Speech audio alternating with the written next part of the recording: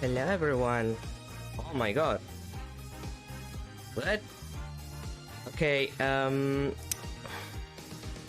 why does the game cap? It wasn't looking like that a second ago. Oh god, don't tell me it's one of those. Okay, give me a second. It's gonna be one of those cases where the game capture is gonna look terrible and the screen capture actually looks normal. Of course, give me a sec. It's gonna be one of those days when I have to do this. I don't even know why it does that sometimes. Like, I checked that everything was alright before starting, but no. It's like the stream wants to screw with me. That's so weird. Anyway, yeah, that happened. Sorry about that. I checked. The colors look normal. I kind of don't know why he does that. So yes, am I right? Anyway, what was I gonna say? Yeah, Apollo Justice, the trilogy, well, of which I only played one game. I miss the Apollo Justice music. But yeah, we're gonna start with, you know, my favorite game in the series. Finally. I'm not even joking when I say that this is my favorite game in the series. Like, it is sincerely my favorite game in the series. So I'm happy to be here.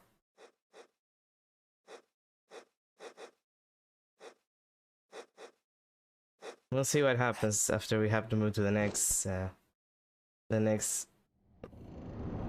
games.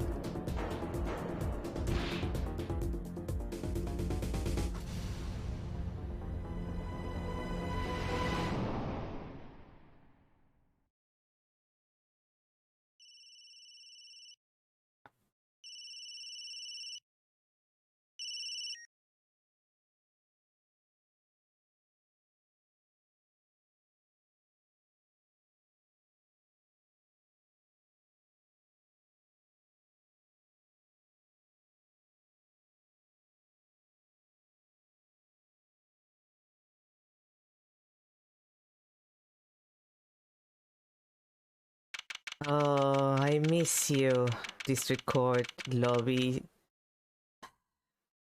I miss the lobby. We've been playing Investigation so long that we really haven't been in a lobby since that one case in Investigations, actually. But it's not the same, you know what I mean?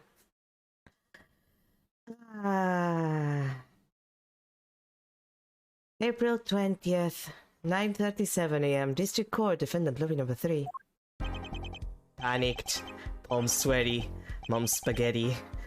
I can admit it, I'm nervous.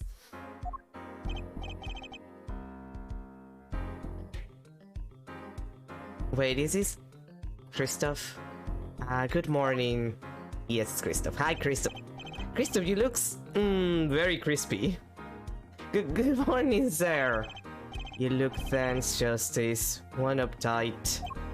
Oh, one up, sir. No, I'm loose. I'm fine. Did I mention that I love this game? I just love Apollo. Apollo is such a good protagonist. He's so funny. He's so silly. I love this boy. That screeching noise, is that your voice? I suppose it's to be expected. Your first trial and it's a homicide. I guess justice doesn't start somehow, huh? I mean, Christoph, I hate to break this to you, but every single case in the Ace Attorney series has been a homicide. There's been no cases that haven't been a homicide. This is the homicide game. Fine. I got up at 5 AM to do my course of steel voice workout. I'm fine. That explains it. I did detect a certain rasping quality to your speech. Oh, your screech. God damn it, I thought it said speech. I can't read. This is the worst moment for me to not be able to read. I overdid it again. As you know, your client today is a good friend of mine. Is he though? Is he Christoph Gavin? I wouldn't want to let him down, if you get my drift. The drift garden, sir. I'm all over that drift. As it happens, I dined with him the night of the murder. We can't let this case fall through. Yes, I'm fine, sir. One more thing. Don't say you're fine quite so much. People might take you the wrong way. I'll be preparing our case. You might want to introduce yourself to the client. My name is Apollo Justice, and I'm fine. No, I'm not. If it isn't clear already, I'm a new attorney, and today is my first trial. Not that I'm worried or anything. It's not like I'm scared for my life or anything. The defendant has been accused of murder, like any other defendant in the Ace Attorney series. Is like every single one. My boss wants to help him out, of course, and so do I. I mean, there's no way he did it. Not him. No way. Hi, Phoebnis. Whoa. Good morning. Morning. It's all up to you today. First trial. Nervous. Meeting him. Cardiac arrest. I think I'm supposed to say something. Help. So you're fine. I'm fine. Ah, Mr. Fine, is it? Ah. I did remember you having an odd name. Well, we're off to a great start. Are you sure you're okay? I mean, with me? Mr. Gavin is a top-notch defense attorney. And he's your friend, so why? You'll see. Huh? You can do it. Be confident. I'm really sorry this happened to you. I mean, it's time. Shall we? Yes, sir! Okay, I need to focus. First trial, here comes justice. Apollo Justice. April 20th, 10 AM, District Court, Court number 2. Judge! I miss you, Judge! You're also looking really crispy. Did they not redo the sprites for this game? Oh god, they didn't redo the sprites for this game, did they? Which makes sense, this is the first re-release they make of the game. No wonder the game starts with, like, the games have been, like, so some of the game's assets have been maintained as it were originally released for archive purposes thing. Oh, Capcom. You never put effort in anything, do you? That's a lie, they do put effort. But there were very many years where they did not do that. The court is now in session. The prosecution is ready, Your Honor. The defense is fine. I mean, ready, Your Honor. Mind going blank. Don't panic. I'm late. Your name was Mr. Justice, and this is your first trial? Yes, Your Honor. But I'm fine, really. Are you quite sure? Your voice sounds a bit strained. Mr. Gavin? Yes, Your Honor. I was under the impression that you would be heading up this case. That was my intention, yes. However, a defense attorney must always cede to his client's wishes. And my client has specifically requested Mr. Justice. Well, of course he was Justice, but to entrust his case to this greenhorn. Why? I do not exaggerate when I say that you're the best defense attorney in town, Mr. Gavin. Okay, so Gavin's got trial experience, fine, but does he have cause of steel? No, he does not, and that's why he's inferior. Then let's begin. The defendant may enter the courtroom. Hi, Peepnis. Again. This is truly an unfortunate turn of events. I'm sorry we had to meet again under these circumstances. Long time no see, Mr. Wright. Let's put the past behind us, shall we? These days, I'm merely Phoenix Wright, piano player. Mr. Wright, how could this have happened? Well, Apollo, this entire game is about us learning why this happened, so don't worry about it. You'll figure it out. I won't speak of it further then. If the prosecution would be so kind as to explain the charges, Mr. Payne. To think, I saw you enter this room a fresh attorney, and now I'll see you leave in chains. Winston Payne, subtle as ever, I see. Just snooping as usual. This speech. Ahem. The crime occurred at the Borscht Ball Club, a Russian restaurant, if the name didn't make that obvious. Although Borscht is consumed in other places other than Russia, for the record. The defendant Phoenix Wright took the victim, a customer, and he hit him. Bam! On the head. Smack! Killed him cold. A customer of the restaurant, you say? And the defendant, you say he was... The pianist for the club, it seems. Phoenix Wright? A pianist? This is the weapon that took the victim's life. A bottle of grape juice. Just call it wine. You just call it wine. Like, it's wine. Like... I know that grape juice is a thing, but like just... This is the murder game. The murder game can have wine, okay? Grape juice is apparently your defendant's drink of choice. The court accepts the deadly bottle as evidence. Ooh. That looks like the UI has been modified. Something to note, Justice. All evidence is filled in the court record. This is a tutorial. Make a practice of checking it frequently. The court record, right? I've heard of that. Use E to look at the evidence so far. Or just, you know, click on the thing. You can just click on the thing. Because it's the future, where the game is on PC without ability. I'm confident in your ability to handle this. Right, just use E. Sounds like it's time for some hands-on action. So the victim was a customer at this restaurant. But just who was this Shady Smith fellow? We believe he was a traveler, Your Honor. A traveler? According to his passport, he had been out of the country for a number of years. He had only returned to this country recently, though his place of residence is unclear. And he had some sort of connection with the defendant? That too isn't clear at the present, Your Honor. So basically you don't have a motive. You just assume. We believe they first met at the Borscht Ball Club on the night of the crime. They have only just met in my murder. Perhaps the victim has slighted the defendant piano player? That doesn't appear to have been the case. No, the murder had nothing to do with the defense's lack of playing skill. At least, not piano playing. I'll let this photo explain what I mean. As we can see, a game of poker was in progress at the scene of the crime. Wait a second. Isn't poker gambling? Isn't that illegal without like a license? That's a crime in and of itself.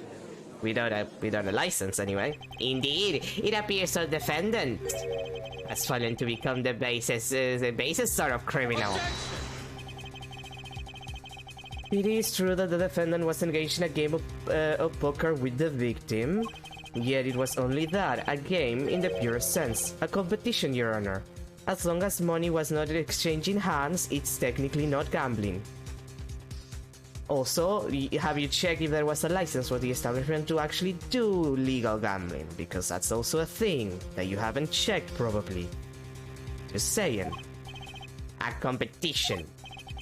Yes, a test of wits, a silent clash of passions. Only the cards, their backs red in blue flame, know its final outcome. Come again? The cards on the table had blue backs, Your Honor. I believe the defense was waxing poetic in an attempt to mystify those present. And impress women. That will be your first order of business here then, to find out more about this fatal game of cards. And impress women. No women. Oh. Very well, defendant. You will testify to the court about the poker competition held the night of the crime. My pleasure. This is it. My first trial. Here goes nothing. Here goes me failing miserably. I am a pianist by trade, yet I can hardly play at all. My real job is to take on interested customers over at the poker table. The room where we play and the competition in there are the club's main attractions. The rules are simple. We play a game of poker using 2 decks of cards. That's what it is, a game. And our customers are happy. A pianist who can't play piano. I mean, to be fair, piano is not easy to, like, person who did 2 years of piano here. And hasn't played for like 10 years. Piano is not that hard to learn. It's difficult to master, but it's not that hard to learn. And if you have bad, like left-right hand coordination, is a pain in the ass. Is the reason why I stopped playing. Like, I wish I could just play with one hand. I have to learn to play with one hand. That's what I should do. But beyond that, you can like learn to like just play a couple of songs without actually learning how to play piano, like not professionally, but like in depth. So Phoenix might actually be able to play the piano, just not in like the way where someone can tell you, hey, can you play this one, and he'll know 3 or 4 pieces that are actually playable for him, and that's about it. Better than a defense attorney who can't defend. Very well, the defense may begin the cross-examination. Right, Your Honor. The first cross-examination. Don't blow it. You're right, you're sweating bullets. Bullets? Where? It's a figure of speech, Justice. Your voice sounds strained and raspy too. My brain feels strained and raspy there. You've watched me before cross-examinations many times. Though you've never done one yourself, have you? Care for a refresher? What to do? Should I ask Mr. Gavin for a refresher in cross-examination? I mean, do I wanna rehash the tutorial again? For like... Oh god, I forgot this one song. Oh, this is one of the good ones in the soundtrack. Like, sorry, I'm gonna have moments with the Apollo Justice soundtrack a couple of times. It's literally my favorite Ace Attorney soundtrack by far. Yeah, sure, give me the... We've done these like 5 times, might as well. Better safe than sorry, especially this early in the game. Literally, because it's a tutorial.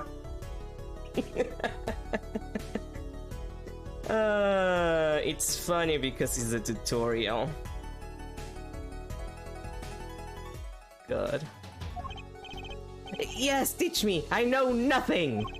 Indeed, your job, Justice, is to be mindful of the court record and the testimony. Look for inconsistencies in the testimony with what the court record tells you.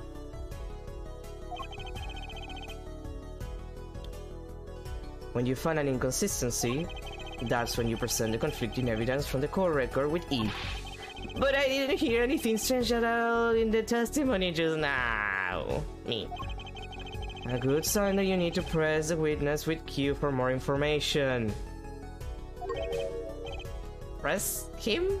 Like with like a hydraulic press? Don't let the fact that he's a remarkable man hold you back. Get more information. But isn't Mr. Wright my client? Well, think you can do it? Yes, thank you, sir. I think I can do it. Probably. I think you'd better, or we're going to have a problem. Just remember, find any inconsistencies, any lies in the testimony, and reveal them to the court. That is cross-examination. Learn it, know it, do it. Inconsistencies. Lies? Phoenix Wright? Ah, see, Phoenix Wright will never lie, and it's up to me to prove it. Apollo, I hate to break this to you, but this is the, man of the bluff. He will lie if it's part of his bluff. This is the bluffing man, the professional at the bluffing. The defense may begin the cross-examination. Like already, come on, do it. Do it, forehead.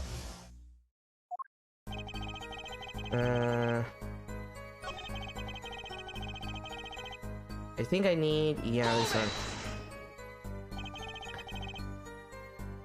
one. They pay you just to play poker. That would seem to be the case. I am a professional after all. Bah, do I take pride in that statement? It's just hard for an honest, hard-working member of society like me to imagine. Yes, your imagination was always a bit limited, Winston. What? I played poker for 7 years in that little room, and I've never lost once. What? You see why the customers come now? Defeat the undefeated poker champion. It's quite a draw. That is, I'm quite a draw. Wait, you've never lost once? Not even one time? As I said, I'm a professional. He's played poker for 7 years and not lost once. Is that even possible? Yeah, if you're very good. Or you cheat.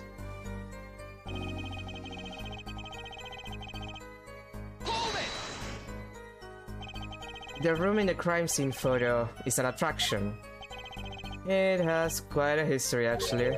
The Borscht Bowl Club used to be a gathering spot for black market types back in the day. Black market!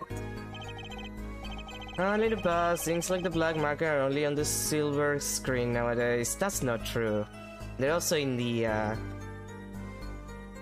dark web. But you mostly just get weapons and drugs. Suffice it to say that there were a lot of deals being made under the table. Right there in that room. A smoky room. Gambling hoods. You know? Just looking at this picture makes me feel bad. The bosses gather around the table, cutting deals, safe from the eyes of the law. Meanwhile, a goon keeps watch through the small window. I can practically picture it now. That window does look like it would be good for keeping a lookout, but little else. The room had a few other tricks to it, though it was common knowledge to our regulars.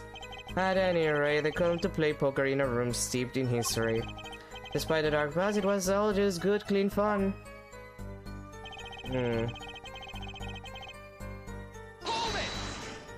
I believe that he mentions that there's two there, like the second deck is red.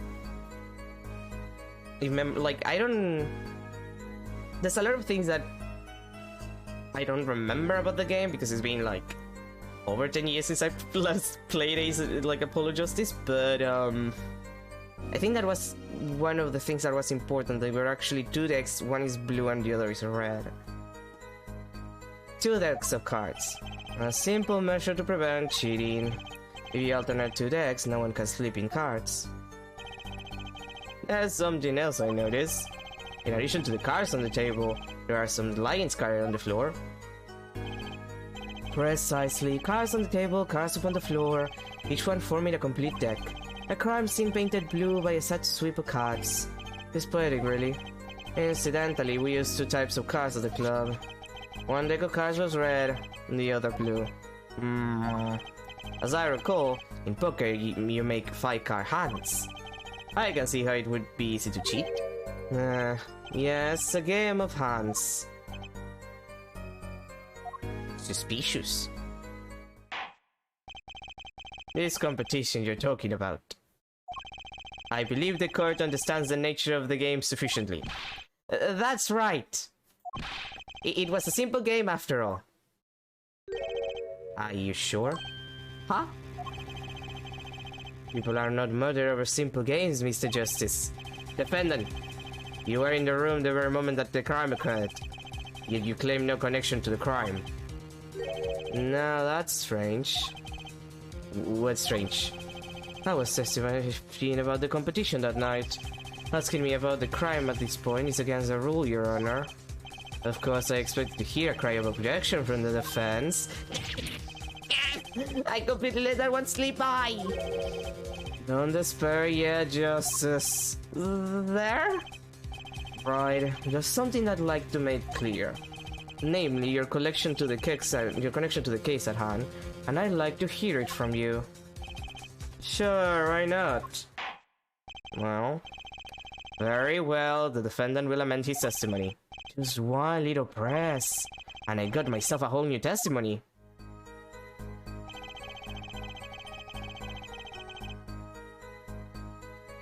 I plead silence regarding the matter, but I will say I never touched the murder weapon.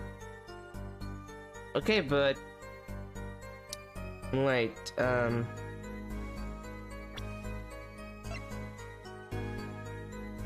yeah.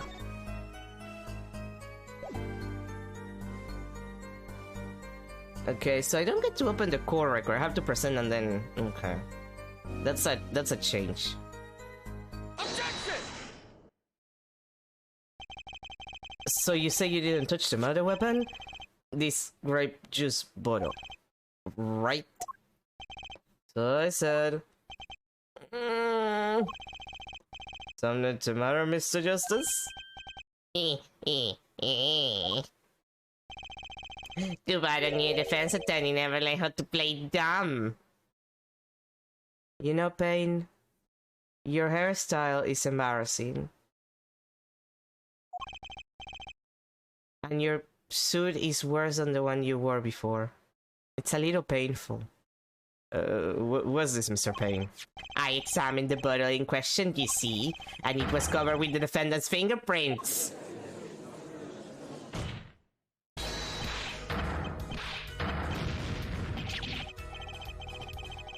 No need to shout, Mr. Justice. I can hear you just fine.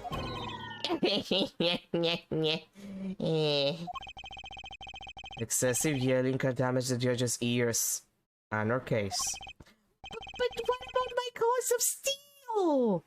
Hey, whoa! Cords of steel! Anyway, what's so strange about fingerprints on a bottle in a restaurant? Well, that's true. The prints alone don't have to prove...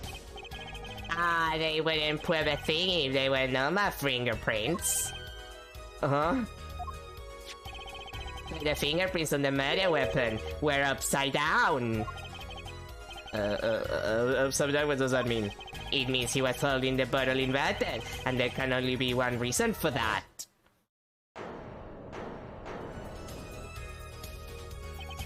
Yes! To obtain someone, to brain someone with the bottle. Okay, but Payne, have you ever taken like a bottle out of a like box of bottles? Like, have you ever bought a box of like wine bottles and taken one out? How the fuck do you think they take it out? You do it upside down, bro! It's easier to do it upside down!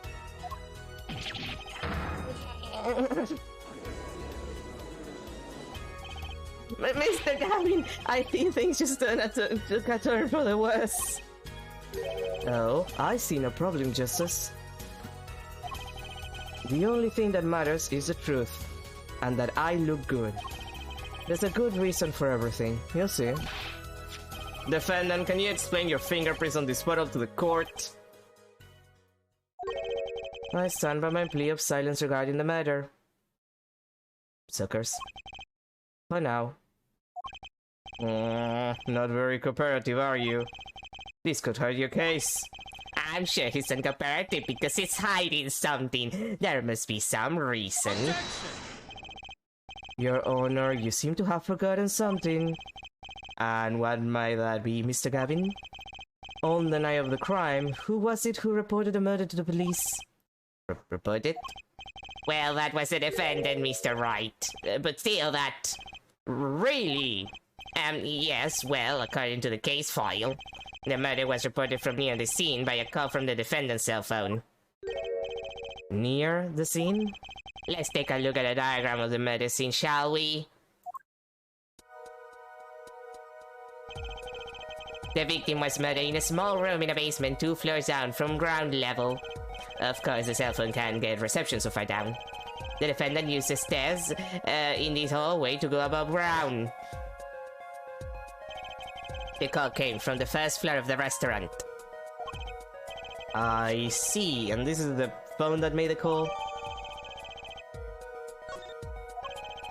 The defendant could have just fled the scene of the crime if he had so chose.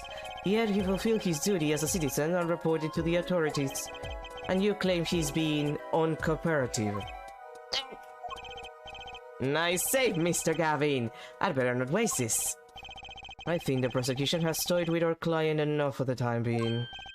Toyed? I assure you no one is more serious about... What was it you said? The defendant was in the room the very moment that the crime occurred. How can you possibly know this? That's a good question, how indeed? The answer is simply, Your Honor. The prosecution has a decisive witness. You're as good as they say you are. So someone else was in the room the night of the crime. That must mean they witnessed the crime. Yes, Apollo, that's what they just said. Everything up until now has been a warm-up, Justice. Are you ready? Very well, the prosecution may call its first witness to the stand.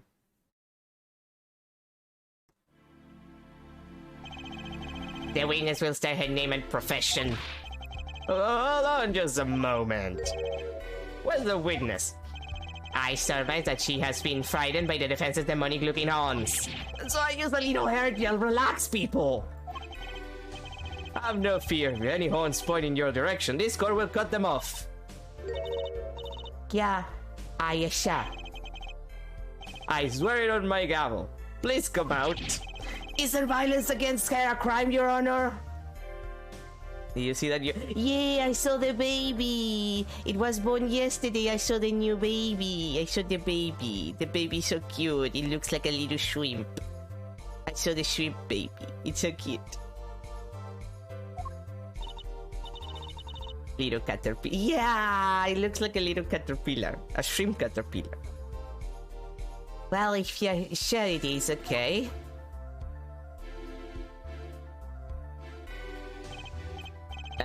Now the prosecution. Wait a minute. Would the prosecution care to explain the witness's the paraphernalia? Yes, she is a professional, Your Honor. Those are merely the tools of her trade. And that would be? My name is Olga Orly. I am employed as waitress in Bosch Ball Club restaurant. Then wait, the camera. Of course, it is my pride to say Bosch that is named in restaurant. But I also perform, how it is said, other service. I take it one of these other services is taking the customer's pictures. Da. Like, for example, this one. That's the defendant. Indeed, on the night of the murder. Man in white hat is the one who has gone kaput. Indeed, that is a victim. Order! Order! Calm the hell down, you guys.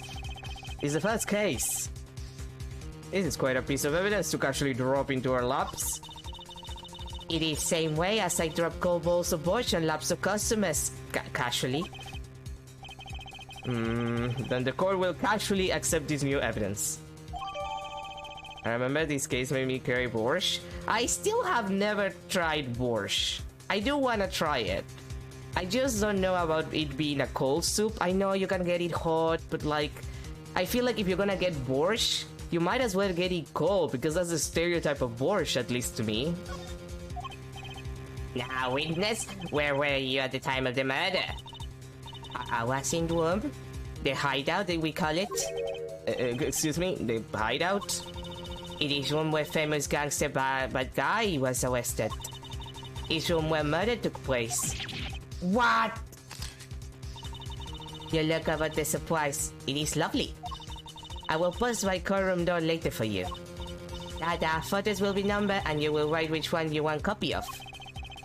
So there were 3 people in the room at the time of the crime.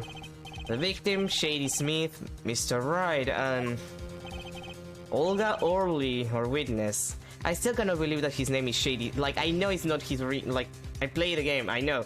But like, they named him Shady Smith. Yeah, he's just... Shady though would be more, like, on the nose, but still. And if Mr. Wright isn't the killer, that means... his bitch. Very well, witness. You will testify to the court about the night's events. Oh boy. At night, customer asked me to deal cards for game. It was cool, but players played with hats on that. The victim, he plays whole time with his hand on locket at his neck. Then last hand is done, but something terrible has happened. That man flew at victim and strangled him to death. Incidentally, who won the game? Isn't it obvious the winner was the victim, Mr. Smith? Objection! That's ridiculous. Because Mr. Wright can lose. Justice? Maybe you can come out with a more legitimate objection. He hadn't lost in 7 years! Take it from me, kid. It happens. I didn't lose a case my first 7 years as prosecutor either. Incidentally, I have some evidence here.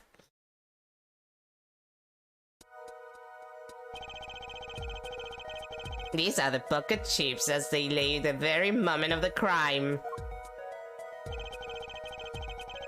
The hand and chips on this side belong to the defendant, Mr. Wright.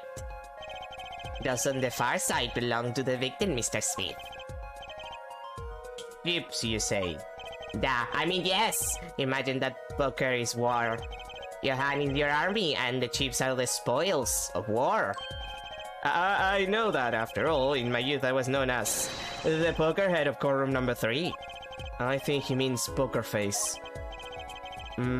Looking at this picture, it does seem that most of the chips are on the victim's side of the table.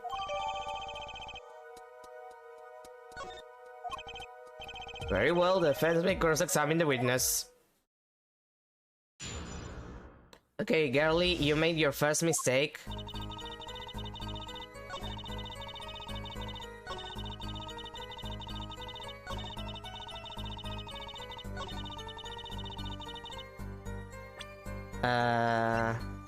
That caused by single flow to forehead. Oh, right, I have to do that. Oh, really? Strangled, you say? That's odd. Normal customers only choke on Bosch. No, I mean, this report shows that the victim died of a blow to the head. Miss Orley, really now? Did you witness the crime? Eek!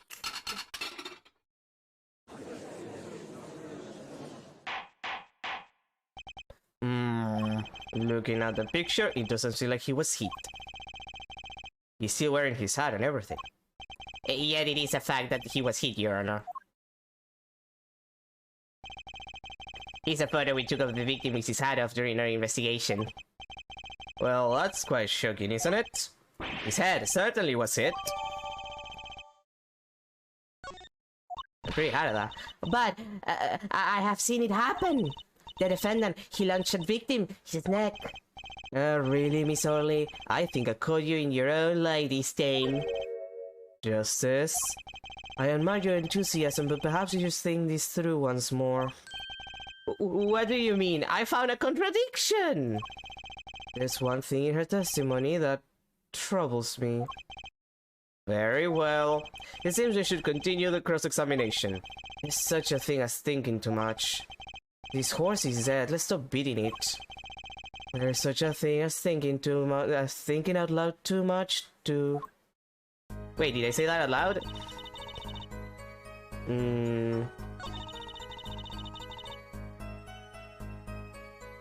Wait. Wait a minute.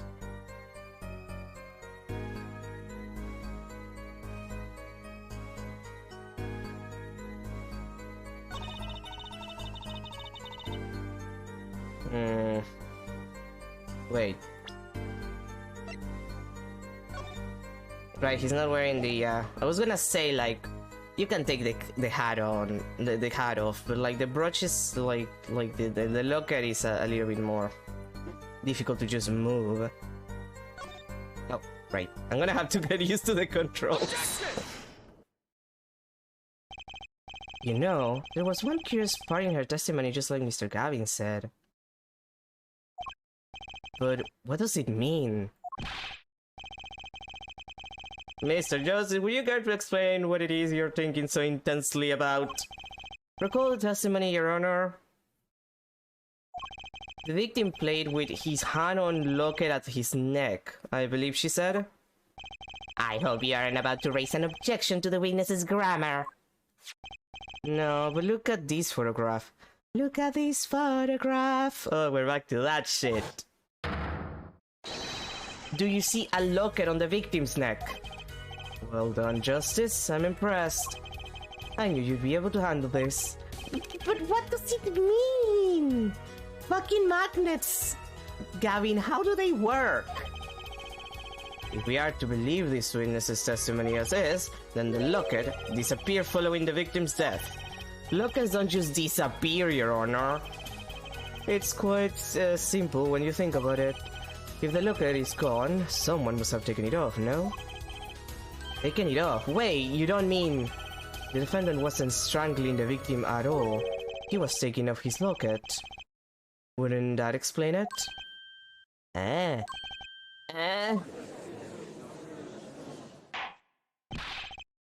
Defendant! What do you say to this? What do you have to say to this? Say... Yes? I just noticed this, but... You have something hanging around your neck, don't you? Oh, you mean this? Yes, it's a locket with a photograph inside. A photo of my daughter. Come again? Mr. Wright, you have a daughter? I didn't know you and Mr. Edward adopted. We confirmed it at the time of the arrest. The picture in the locket is indeed Mr. Wright's daughter. Phoenix, you beat it. So Mr. Wright has a locket too. Why don't I buy that this is just a coincidence? Because it's not, honey, but don't worry about it. Well, now if the results of this poker game led to the murder, perhaps we should hear a bit more about the outcome of the game. Further testimony will really be necessary. It's clear the defendant lost badly. Yes? Miss Orley? You will testify to the court about the game played between the victim and the defendant.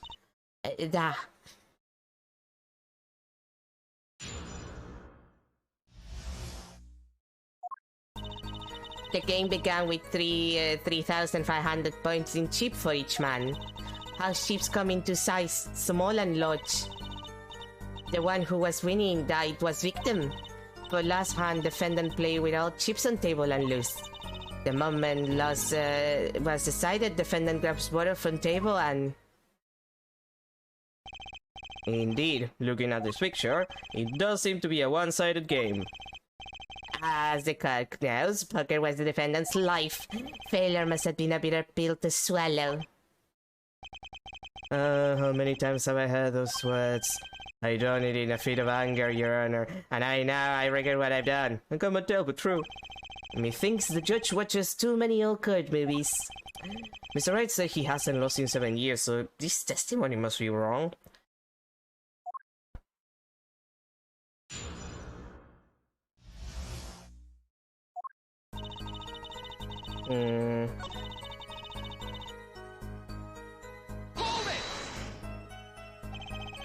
Are the chips in this photo all the chips that were used?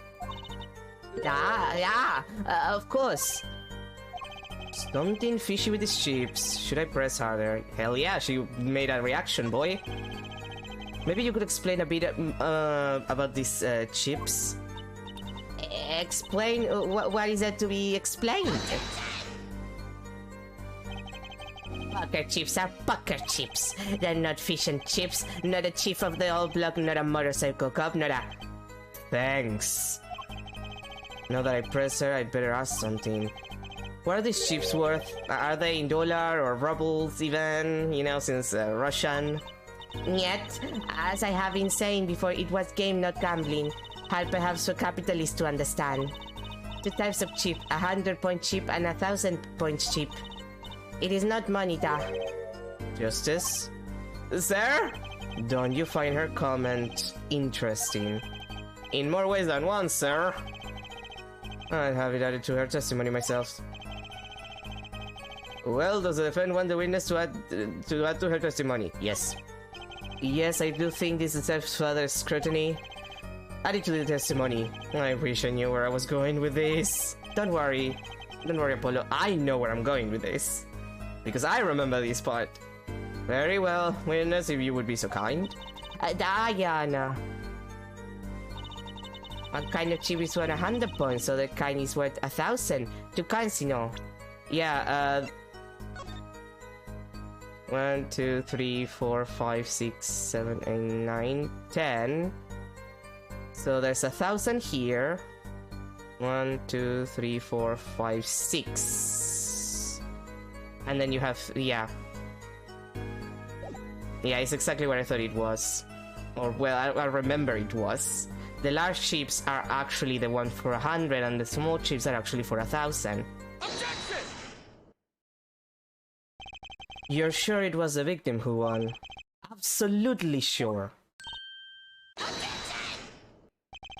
It seems our new attorney is a bit confused.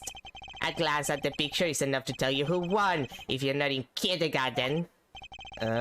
Just for safety's sake, could you explain the public to the court? Of course, Your Honor. In this photo, I see small chips and I see large chips. Tell me, which were worth 1,000 points? Why, the big ones, of course, duh. Oh, I thought so too. But then the totals don't add up. The totals? Let's review what the witness told us. Each man started with 3,500 points in chips, and the combined total value of the chips was 7,000 points. Yes, if my calculations are correct, let's see, 3 plus 1, carry the 5. They are, Your Honor. Now, look at this photo that allegedly shows all the chips.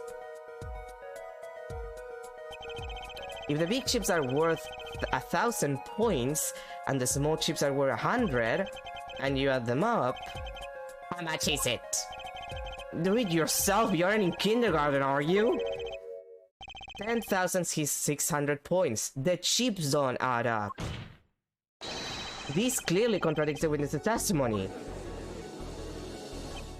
But why? How could this be? Exactly. Justice? Yes, sir. Now that you know the what, you must determine the why. Alright, there's only one possible way to explain this contradiction. No, those were right, because the problem here... Wait, no.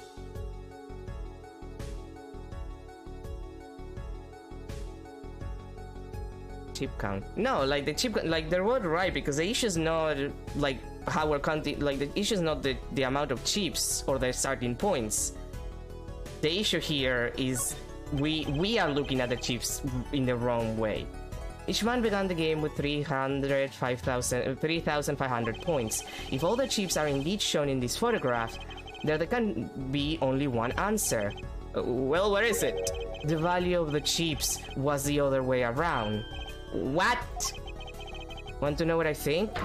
The small chips were worth 1,000 points, not the big ones. Madness. Other madness. Show me the photographs of the chips again. There are 6 small chips, and then 10 large chips. Why, that does make 7,000 points when you add them up. Excellent work, Justice. It's almost as though you figured it out by yourself. Well, I'm just glad I was the one who said it. But wait! The value of the chips may be different, but that changes nothing. Indeed, the victim did have the larger amount of chips still. Ah! Exactly. If the small chips are worth 1,000 points and the large chips are 100, let's do a little math. Add up the points for each side of the table. The victim, Mr. Smith, had 2,900 points. God damn it, could you go slower, game? And Mr. Right had 4,100 points. Well now, it seems that Mr. Right was winning that night after all. Impossible! Search your feelings, you know it to be true. No! My client had even less reason to kill the victim. After all, he was winning.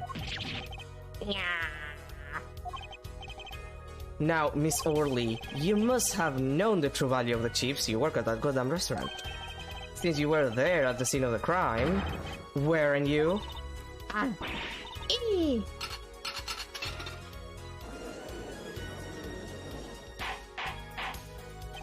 Order! Order! It appears that the defendant has lost his motive, and Mr. Wright's supposed defeat never happened. We must now ask ourselves whether we can toss the... Who the fuck was it this time? Excuse me, what is it, Miss Orly? I did not want to be saying this, but actually, you see, See what, Miss Orly? What do we see? In the last hand, there was cheat. Cheat? You don't mean a trick? Wait, or do you mean a scam? They're all the same thing! Not really. Apollo, technically those two are different, like dictionary definition wise, but like you have a point. Yes, there was cheating last hand. That is why game ends with chips as they are. Great, just great. First we have lying, now cheating. Well, this case certainly has taken a turn for the interesting. Witness, you will please testify to the court. Tell us about this cheating in the final hand. Now. Oh, goddamn. The last hand, both men had full house. There is 4 of each card in deck from ace to king. If you look at both men's hand, cheat is more obvious. The next moment game becomes argumenta. The defender's trick was exposed. He took bottle in his hand, poor Mr. Smith. Miss Orly, why did you not tell the court about this from the very beginning? I thought I smelled a cover up here. Well, folks, it's time to throw back the covers. A full house is a very high scoring hand. Not easy to make in my experience. I don't know, I played a lot of Allatro, Judge. It is difficult to do like a full, full house run, but it's not impossible. That alone is allowed to specialize at scrupulous tactics. Mr. Gavin? What's a full house? Lawyers these days, you don't know your pucker.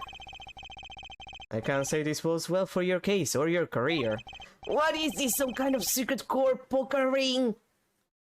Does it look like I play Balatro? No, I don't. Balatro didn't get invented yet. Justice, you know the terms 1 pair, 2 pair, and 3 of a kind, yes? Yeah, no problem. 2 cards with the same number makes a pair, and 3 makes a 3 of a kind. Good. Now picture a hand with 1 pair and 1 3 of a kind. That's a full house. That doesn't sound very easy to make, does it? You can see each player's hand in this photo. Whoa, they both have full houses. Yeah, but neither full house is contradicting the other full house. Like, they're all different aces, and they're all different, 3 of a kinds. One is kings and the other is 7. Yeah, the fact that it's kings make it win against the 3 of a kind 7s, because king is a higher value card. But arguably, yeah, he won this round, but they're not contradicting each other. We forget there's an easy way to make a full house and go undefeated for 7 years. You cheat. The defense may cross-examine the witness. If he did cheat in the last hand, that still leaves one important question. Mr. Wright lost that hand. Who's ever heard of a professional conman losing when they cheat? The second time acing back. Yeah, I know, but still.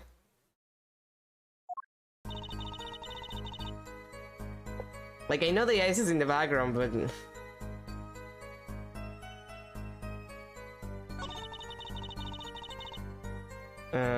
wait, let me think. Not this state, man. Yeah, I have to press on this one. I remember.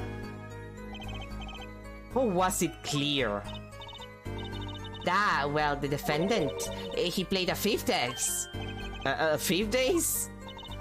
I still remember both hands very well. Mr. Smith's hand has 3 aces. And Mr. Wright's too. Obviously cheating was a foot, or perhaps I should say a hand. Your Honor, perhaps this can be added to the testimony without Mr. Payne's joke. Very well, the witness without this seated to her testimony, please. Mr. Smith's hand has 3 aces, and Mr. Wright's too. It is 5 aces all. And then I have to present the photo. Objection! It appears the witness is mistaken. Mistaken? But my name. Look, this piece of evidence clearly contradicts what you just said in your testimony. That's the photo of the chips, is it not? Justice? Perhaps you ought to explain your point in a way that the judge can comprehend. In other words, use your finger to point out your point.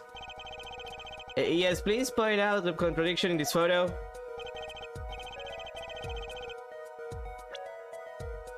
It has to be... Well, it has to be... Oh, this is... Oh, I have to... Okay, it probably doesn't show, but it moves at any point that I click down. Even if I don't hold the pointer, it's kind of weird. The things that they did with this UI is very strange, not gonna need to lie. Oh, and then it doesn't... Okay, Wait, can I... Oh, I can double click for me? You could double click this shit in the other trilogy and they don't let you click on this one. That's bullshit. They did really weird things with the UI in this game.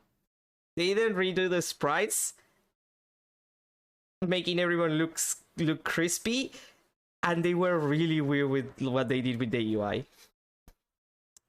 Classic Capcom. Miss Orley, in your testimony you made the following claim. Mr. Smith's hand was... Game! Okay, give me a sec. Wait time.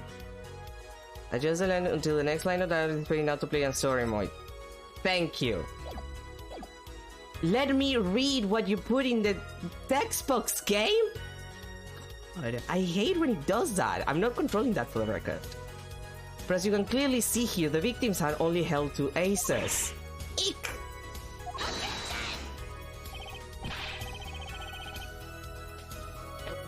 Well, maybe the witness was simply confused. Perhaps it was the defendant's hand that held the 3rd ace in question. Take another look at the evidence. As you can see, the defendant also had 2 aces in his hand. Where's his 5th ace? I see cheating, alright, and it's going on right here in this courtroom. 2 aces in each player's hands does make 4 aces total. Probably proof of cheating. Wait, please. It is true. I have seen it. The 5th ace. It was cheating. I swear to you. That's odd. She must be lying, yet she's the most sincere I've seen her all day. You're right to trust your instincts. Mr. Gavin? Who knows what lies in store for us in the trial ahead? Your Honor, if I may, I have a suggestion. What might that be, Mr. Gavin? If you don't mind, perhaps we might examine the actual cards. The cards? Mr. Payne? Yes. The player's hands and knight were set aside as evidence, were they not?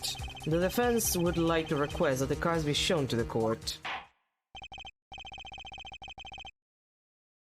Very well. The prosecution will submit this evidence. Which will you examine? The victim's cards or the defendant's cards? If these cards don't prove cheating in what's going on, nothing will. Now, which of these hands is more suspicious? Well, the victim's hand, clearly. It was the victim's hand that changed over the course of the witness's testimony. The defense requests time to examine Mr. Smith's cards. Very well. Mr. Payne, if you would. Very well. Well, time's a-wasting. Get to it, Justice. Yes, sir! When examining evidence, be sure to view it from all sides and angles. Try using the arrows to turn it every which way, and B and M to zoom in and out. That should give you a better perspective on the case. Okay, let's do this. Yep. What? Your Honor, look at this! One of the victim's cards. The back is a different color. That's impossible. But I put that card in right side. Ah! What was that, Miss Orly? No, yet, and I merely said that I have it. Your Honor. Mr. Gabbit, yes?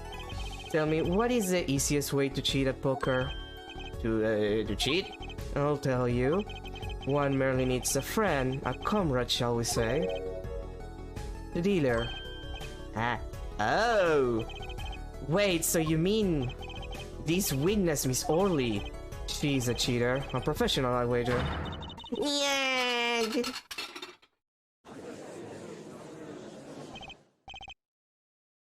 Order! Order! Fuck his justice. Time to take advantage of her. I mean her mistake. Damn it. Your Honor, please recall the testimony which is at... That's impossible. But I put that card in Dwight's hand. Ergo, Miss Olga Orly conspired to cheat not with my client, but with the victim, Mr. Shady Smith. Oh god, the good music. I love you. Apollo Justice soundtrack. Ugh. Ugh. Not only did she cheat, she cheated poorly! Therefore, it's not hard to imagine an altercation between her and the victim. What? Wait, you don't mean? The defense isn't accusing the witness, Miss Olga Orly, are you? Time for justice! There were three people in the room at the time of the incident, and if Mr. Wright isn't guilty, that means... I am guilty. The defense accuses the witness, Miss Olga Orly, of murder. Egg? Oh. Can I have that, love, sir? Mr. Payne, where is your witness, Miss Olga Orly? It appears she has lost consciousness, Your Honor. Not the first time it happens in this goddamn series. Mr. Justice? Your Honor? It seems you have presented a new possibility to the court. One suggesting a connection between the witness and the victim, Mr. Smith. And that means? This court cannot pronounce a verdict for the defendant at this time. Yeah, what? I did it! I held out! I see no point in prolonging the trial, we say. The prosecution will need to make further inquiries.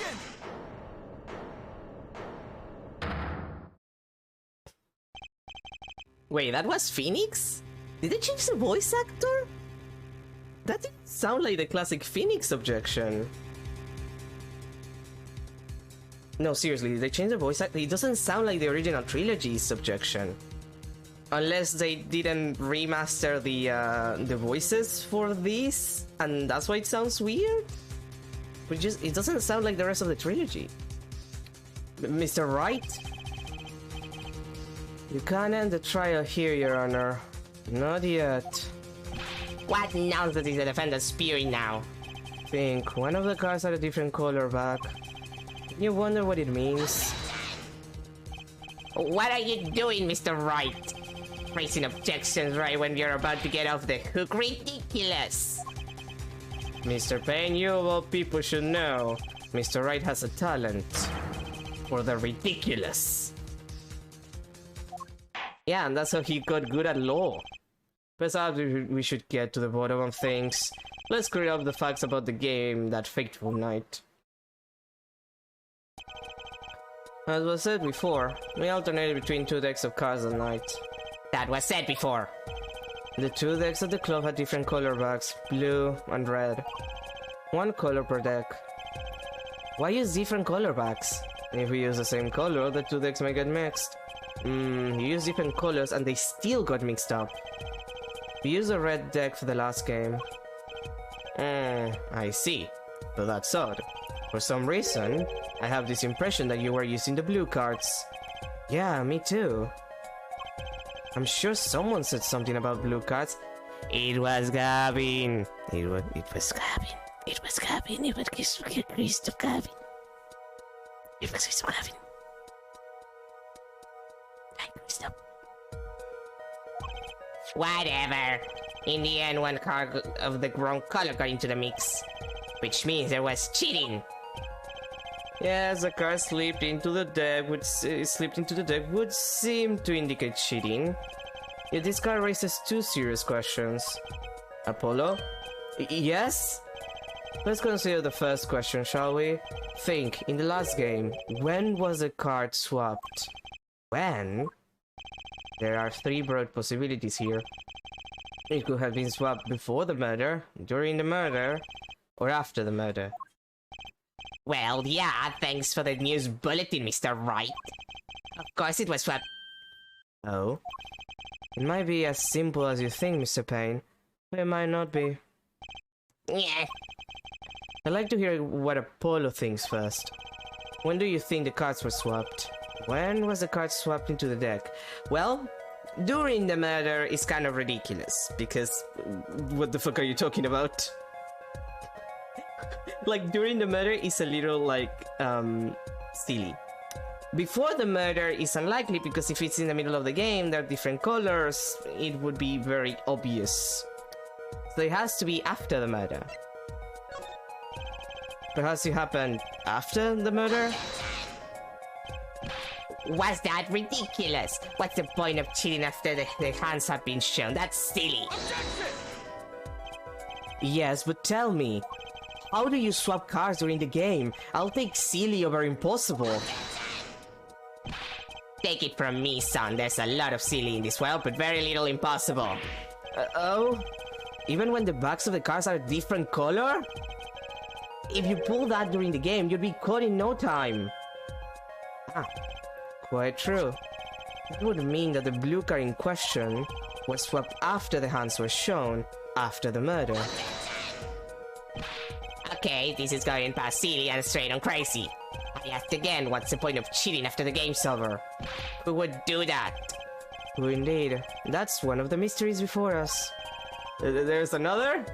Yes, a simple yet decisive question must be asked. Who swapped the red card for a blue card? Who?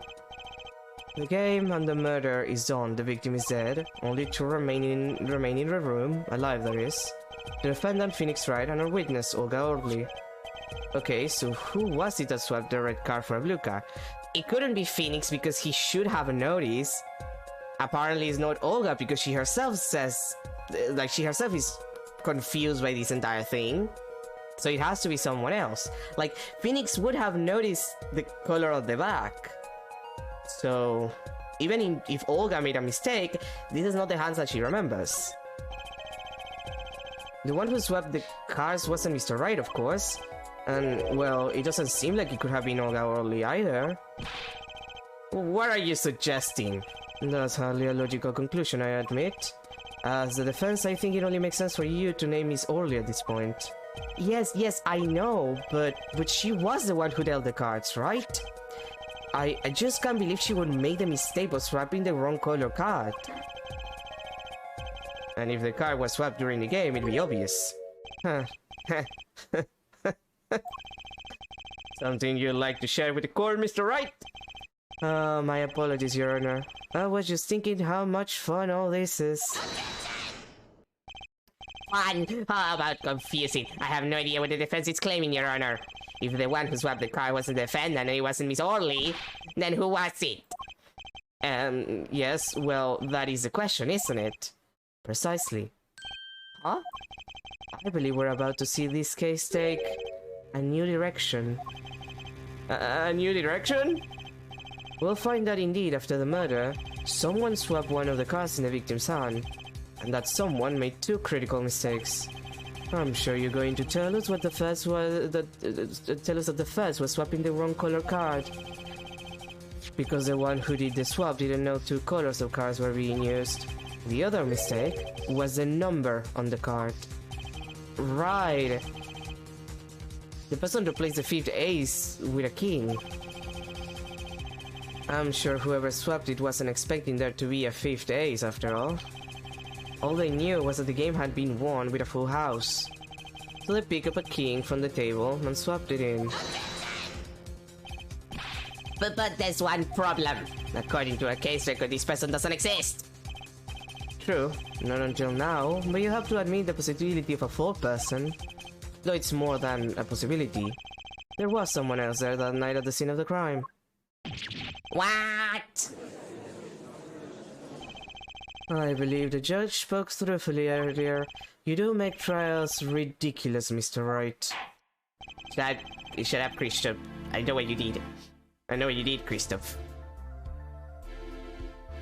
I know what you fucking did, Christoph. This trial has proceeded on one central assumption, namely that at the time of the incident there were only 3 people in that room. I believe this new evidence, shall we say, overturns that assumption. The problem is that you chose to conceal this information from the court. But I did it for the funnies. I suppose that is a problem, yes. Court is adjourned for a brief recess. Mr. Gavin, I'll see you in my chambers during this recess. Certainly, Your Honor. Very well. The trial will resume in 20 minutes. I say that because I'm the judge. April 20th, 11:52 a.m. District Court, defendant lobby number 3. That was quite unexpected, Mr. Wright. To suddenly claim there was another person at the scene of the crime like that.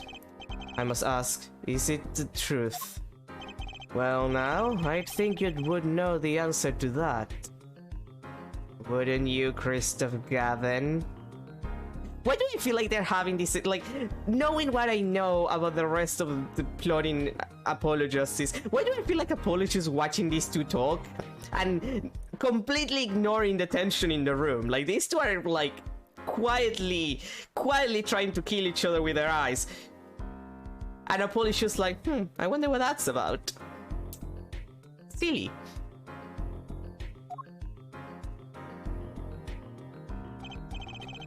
Being mysterious, aren't we? Sadly, I have no time for mysteries. I'd only ask that you leave the defendant to your defense in the future. Otherwise, I cannot guarantee the outcome. I see you haven't mellowed out one bit, Christoph. Justice? Yes, sir! The judge has summoned me to his chambers, so carry on without me. You did well, Apollo. Can I ask you something? Sure. That locket you wear, is that really yours, Mr. Wright? You're wondering about the victim's disappearing locket? Here, you can take a look at it. There's a picture of my daughter in there. Hi, Twissy. Baby Twiss. I'm just surprised to hear you had a daughter. Most people are. Perhaps you'll meet her one of these days. One more question. The one who cheated that night, was it you? What do you think? Huh? You know what happened 7 years ago. What I did. It's not unreasonable for you to think I might cheat. I never honest, but it is odd that he managed to go undefeated for 7 whole years. Apollo, this is Phoenix Wright, the man of the bluff. The bluffing man. He bluffs like a motherfucker. Oh, of course he went undefeated 7 fucking years. in poker. Poker is a bluffing game. You make people give up before ever getting a good hand.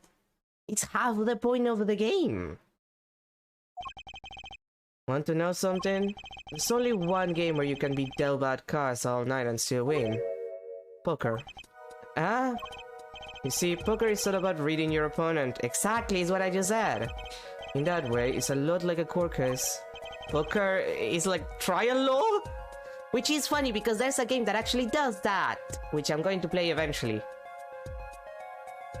But like, there's actually a game that does exactly that, where like, it's lawyering and also it does the poker thing. And the gambling stuff, like, you see when I finally play that. It's Call of the Devil, it's very good. I just haven't gotten to it yet. But it's good. Of the Devil is very good, by the way. Figure out what your opponent is thinking, and you win. Well, yeah, but that's harder than it sounds. I think not.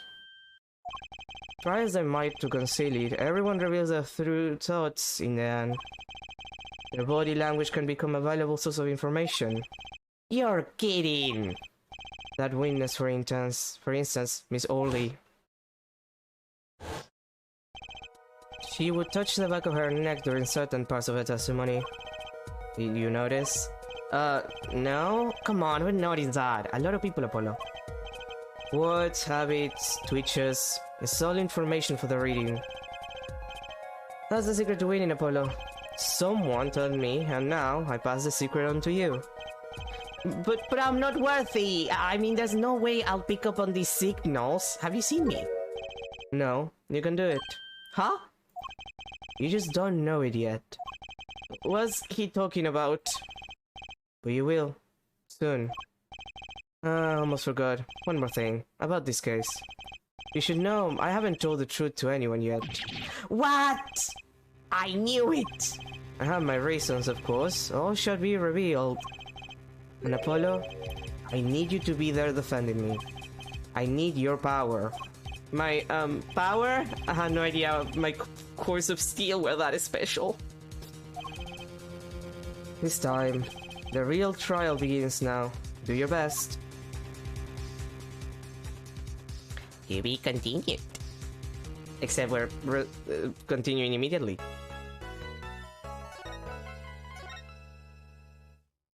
Look in, Apollo. Apollo, you gotta look in.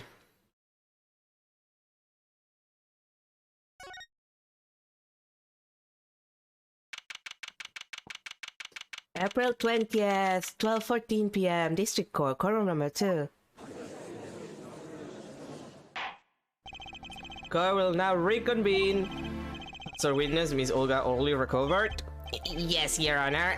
Well, she's again consciousness. Perhaps we can hear her version of the events again. That's the thing. You see, she's quite fatigued. You're looking a bit fatigued yourself, Mr. Payne. Sadly, fatigue is insufficient grounds for refusing to testify or prosecute. The defense would like to request that Miss Orly take the stand. Very well, the witness will take the stand. Perhaps you could repeat your name and profession. Or perhaps you'd rather admit that you're a poor liar and a poor loser. Not.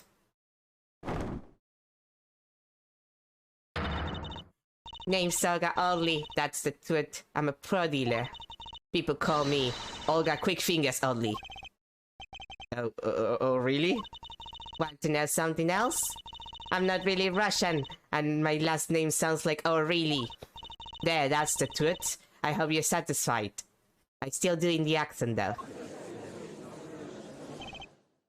Witness, you will tell the court what you were really up to that night. Fine, no talk. We had a plan, you see. Let me remind you that you are currently under oath.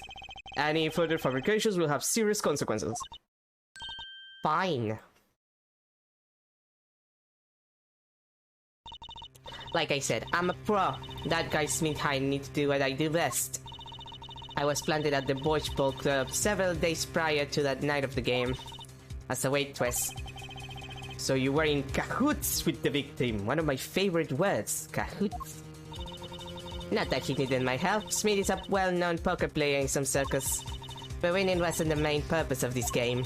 It was about destroying a legend, the unbeatable Phoenix Wright. The plan was simple, elegant really. You see, we set up a trap of sorts. It was to plant a card in Wright's poker every hand, and then deal 5 aces during one of the games. When the hands were revealed, Smith would call him out and set White. He would have put out the planted card and the trap would snap shut. You swapped the cards! Exposed as a cheater and losing on top of it, it would have made a great double play. Just like that, the legend would be dashed to pieces. Indeed. Getting caught red-handed at cheating would cast doubt on all his previous wins. A 7-year legend destroyed by one little card. That was the plan. Oh, really, Orly? Oh, drool. But it appears you made quite a mistake. Mistake? I agree, the trap was elegant. Yet what happened to that planted card? Hey, that's right. He's lucky, I'll give him that. You'd have to be to slip free from a trap laid by Olga Quickfingers Oddly. Oh, really? The witness would be much cuter if she dispensed with the evil mastermind shtick. Cute? Who wants to be cute? I'm not cute, I'm bad. You hear me? Bad. When you're through being bad, perhaps you could testify to the court? Tell us about this trap and how it was sprung.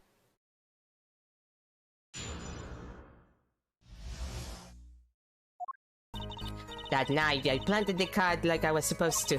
And Red lost the last hand, just like he was supposed to. Then Smith searched him. But the planted card was gone, the trap failed. The next moment, Red picked up a bottle and swung it.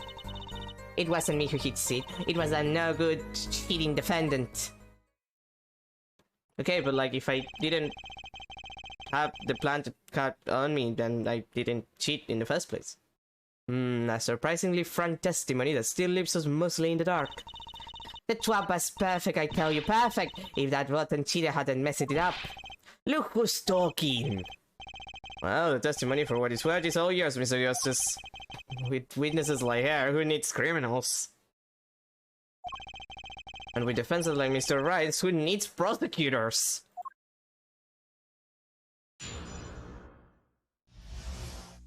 Okay, let's see. Uh-huh.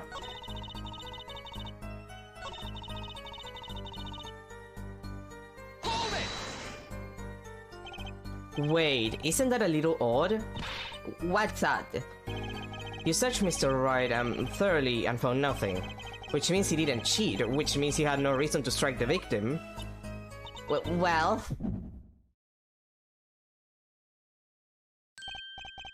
What was that just now? I sensed something. Something wrong, Mr. Justice? No, nothing, Your Honor. What to do? Should I press it a little harder? Yes, bitch, we're gonna unlock the good feature in this game. The funny haha feature. The main feature, if you will. The gameplay loop. Miss Orly, you're hiding something. What are you talking about? You?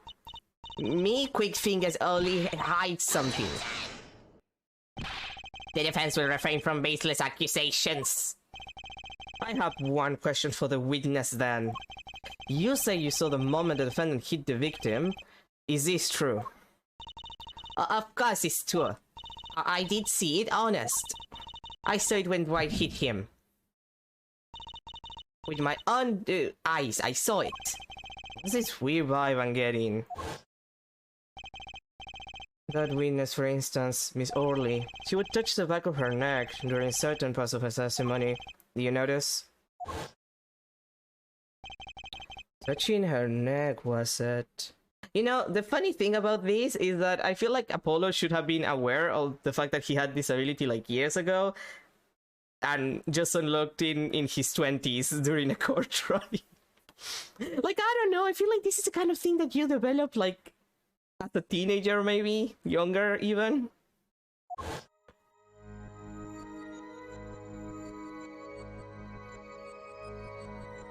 Okay, this looks... There it is. That's the usual look I remember. Whoa, what's going on? I feel like I'm in a video game.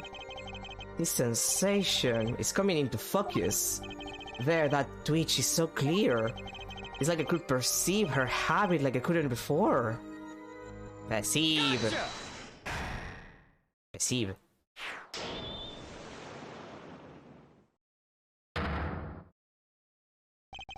Miss Orly, perhaps you are unaware of this yourself. Unaware of what? Whenever you get to a certain part of your testimony, you touch the back of your neck with your left hand. My neck. So what? What indeed, Justice. I hadn't noticed anything of the sort. When she says that part of her testimony, she's subconsciously recalling something. The body reacts to the memory as she touches her neck. I'm sure of it. A memory. Would someone care to explain what he's babbling about? This is highly unusual, but let's ask the defense. You claim the witness is remembering something. Yeah, that's what I just said. Maybe you have evidence of this memory to show us. Her habit is scratching her neck whenever she talks about the moment of the crime. So what would remind her most of the moment of the crime? Miss Orly, whenever you recall the crime that night, you scratch your neck. I'm trying to remember, what was it? Go ahead. I've noticed it happens when you think about the moment of the crime. There must be some reason behind this habit of yours. I believe the weapon that left an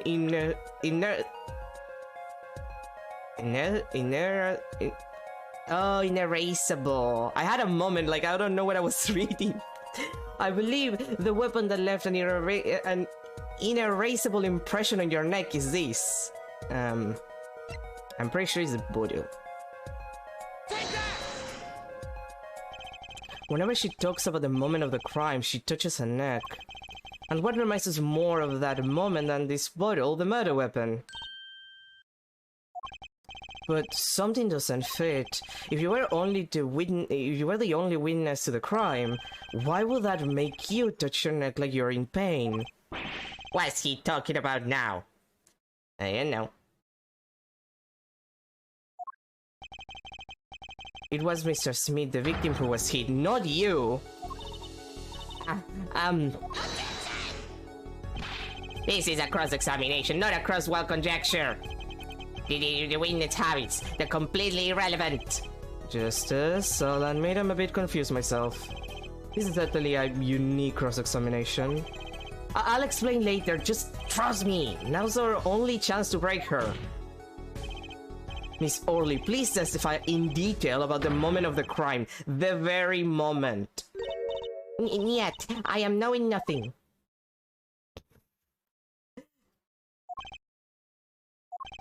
Their honest reaction to this. We know you're not Russian. The witness will testify, please, now. Bah, fine. He's the one who did it. I didn't let him out of my sight until the cops got there. Okay, but like, he called the cops, so, Objection! you clearly left him out of your, like, sight. Miss Orly, we have a record here that clearly contradicts what you said. It states that the police were alerted by a report from the defendant. Eh? And we know that the defendant left the room, climbed the stairs, and made that phone call from the first floor of the Borge Ball Club. So explain how you kept your eyes on the defendant when he left the room entirely. Yeah.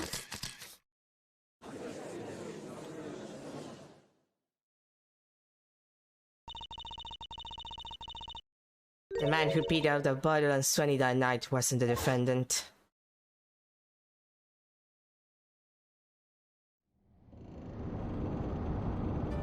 But I really like the thing, like this part of the presentation for the case. Like, this is such a nice, like, sequence. Showdown time.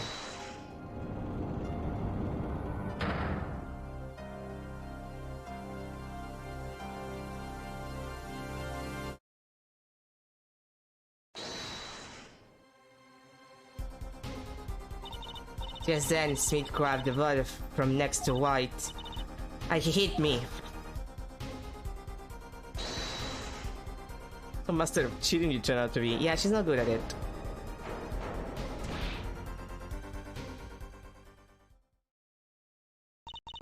When I came to, The victim was already dead, is that it? that's why I couldn't reveal who I really was. If it came out that I was in league with Smith, I'd be a suspect for sure. There's reaction to that. Well, where does it leave us? Madness! This is madness, I'm dreaming! It must have been me who was eating with a bottle, I'm imagining all of this. Your appeals of prosecution is at his wit's end, and frankly, I can't blame him. Mr. Gavin, what do you think about this turn of events? Mr. Gavin, sir? I believe that as a defense in this case, we are compelled to call Miss Orly a big fat liar. Damn, you don't have to call her fat. That's rude. What? 3 were in the room the night of the murder, the defendant, victim, and her. And she has a motive. A motive? Her plot foil. The witness got into an argument with her client, Mr. Smith. And the denouement of that argument was murder. What? I'm no killer. It's a trap. Someone's trying to frame me.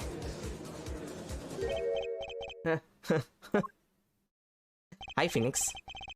Hi, picnics. But tangled webs we weave when we practice to deceive. So tangled we catch ourselves in the process. Mr. Right! Such a hasty conclusion. It's not like you, Christoph Gavin. What are you saying? Why not consider the other possibility, that there was another person in the room at the time of the murder? Right, like Mr. Wright was saying before recess. A single card was swapped into the victim's hand after the murder. And the one who swapped the card didn't know 2 colors of cards were being used. A 4-person. Ha! This theory again. Your 4-person doesn't exist. Indeed. That's why I decided to bring this case to court. Here, where there's no escape and no chance for deception, the perfect place to catch the real criminal. The real criminal? And we're in luck. A clue to the real criminal's identity was kindly provided for us. And right at the beginning of the trial, no less. What? Apollo, perhaps you know what I'm talking about. Sorry? Remember what I said. The 4th person who swapped the cards made one critical error. He or she wasn't considering the color on the back of the cards. Right. But how could such an obvious mistake occur? The cards used for the last game were red. Yeah, there is one person here in our court who thought those cards were blue. Yeah, I had that impression too, but why? Well, Apollo, think you can figure out who it was? It's not me, I swear. Who is this 4-person? Why do I always get put on the spot like this? Let's hear what the defense has to say. Who was it? Who thought the cards used in the final game were blue? Hi, Christoph Gavin. As I expected, your eyes and ears are as sharp as your hair. I was right? Christoph Gavin, you were the 4-person that night. But of course Mr. Gavin knows the color of the cards. How would he? As you can see, the photo of the crime scene is black and white. You can't tell which of the cards are blue, the ones on the floor or the table. But look! You can see the color in this photo! Yes, but when he said the cards were blue, it was well before this evidence came to light. It is true that the defendant was engaged in a game of poker with the victim. It was only that, a game in the purest sense. A competition, Your Honor. A competition? Yes, a test of wits, a silent clash of passions. Only the cards are back red in blue frame know its final outcome. Well, Christoph? You fucked up! Mr. Gavin? Mr. Gavin, is something the matter? No, nothing, excuse me, it was just so sudden. Right? You aren't seriously accusing me, are you? Christoph, you know even I never take a joke this far. This has gone beyond ridiculous, beyond insanity. This is a kangaroo court. The defendant accusing his own defense attorney of murder. I assure you, I'm quite sane. But what possible connection could Mr. Gavin have to the victim? I wasn't aware that I had a connection to Mr. Smith either. Yes, but Mr. Gavin and the victim have never even met. Well, what if they have? Huh? There is a possibility, after all. They may have met that night before the game started. What are you suggesting? Is this the truth Mr. Wright was staying silent about? Well, only one thing to do. Mr. Wright, the defense would like to request that you testify to the court. The defense would like to request no such thing. Mr. Gavin? Testimony is not related to the case. How could anything happening before the game of poker be related? Gavin! I'm not sure I follow, Mr. Gavin. As I explained before, the defense believes that Miss Orley... I am to assume you speak for Mr. Justice in this. He is the defense, not you. You fucked up, Christoph! Mr. Justice, the matter of Mr. Wright's testimony is up to you. Oh, okay. Does the court, in your opinion, need to hear Mr. Wright's testimony? Yes! This was Mr. Wright's strategy. He was planning this all along, and I intend to see it through. The defense would like to request that Mr. Wright testify to the court. Et tu, Justice? You would betray me, your teacher? Don't et tu Brutus me, Christoph Gavin.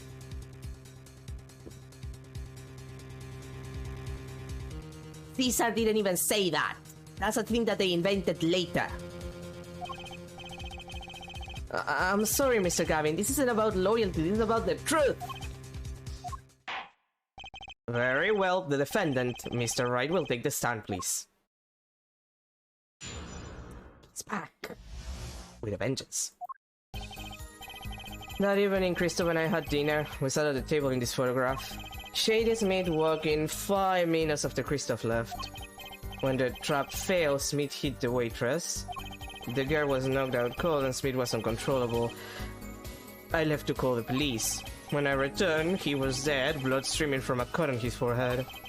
That's when I made another phone call to defense attorney Gavin. Mr. Gavin! You were at the Borscht Ball Club the night of the murder! Yes, he was. I dine with him rather frequently. We're best friends. And he talked to the defendant on the phone directly after the murder. Quite against my will, I had become involved in a murder. I thought I might be in need of a lawyer, so I called him. You were planning this all along, weren't you, right? Just because you wanted to drag me into your little murder trial. The only thing I want is the truth. And be a petty bitch to you. Hate fuck buddies. Edward is gonna be so disappointed in his boyfriend. As I did back then, and now. I thought my office was doing you a favor when we took on your defense. It appears that I was wrong. Very well, the defense may cross-examine the witness. Justice? Is there? He's lying and you're going to expose him. Understood, sir. Mr. Gavin, Mr. Wright is gone, and well, why can't I have a normal trial? Because you're a magical girl. Well, the attorney version of a magical girl, Apollo. Magical girl Apollo.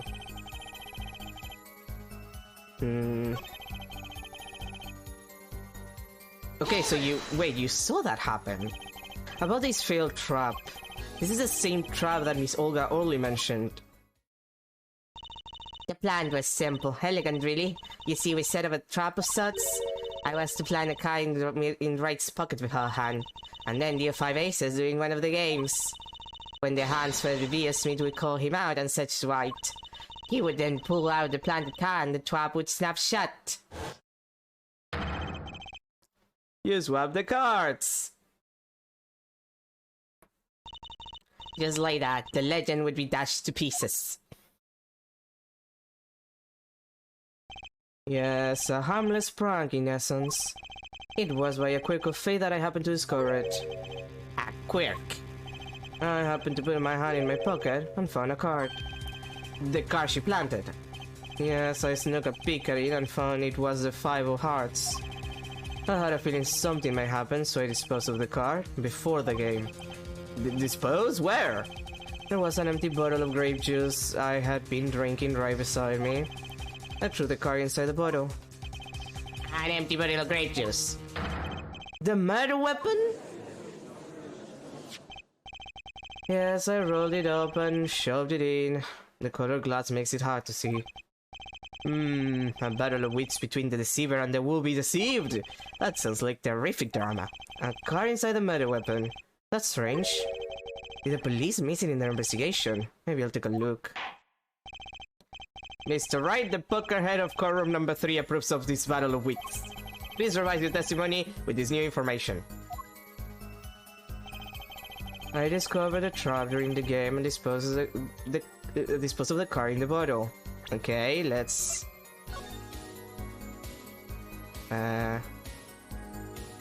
Wait, it's empty.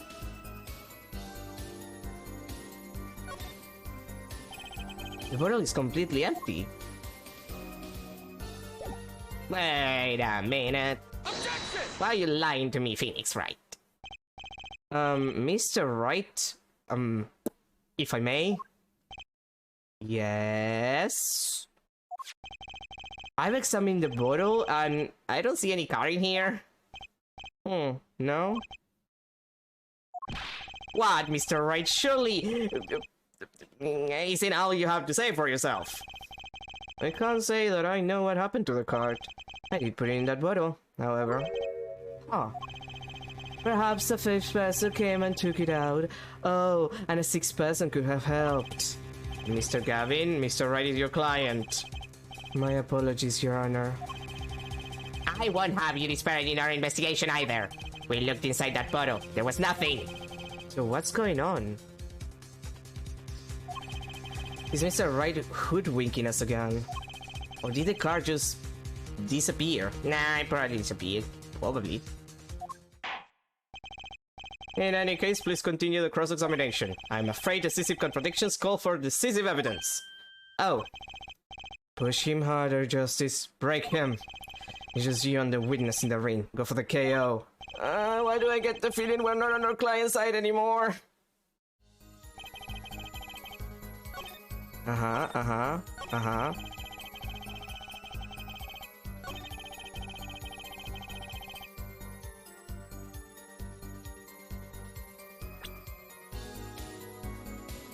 Wait, I need to,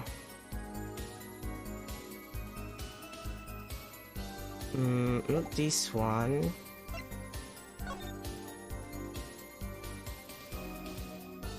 Not this one.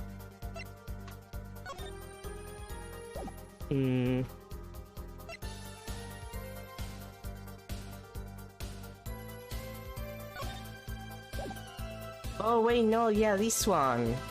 Like, I'm thinking, I know it's one of the crime photos, but yeah, no, it's this one, because how would he know about the forehead if he had his hat on? Objection!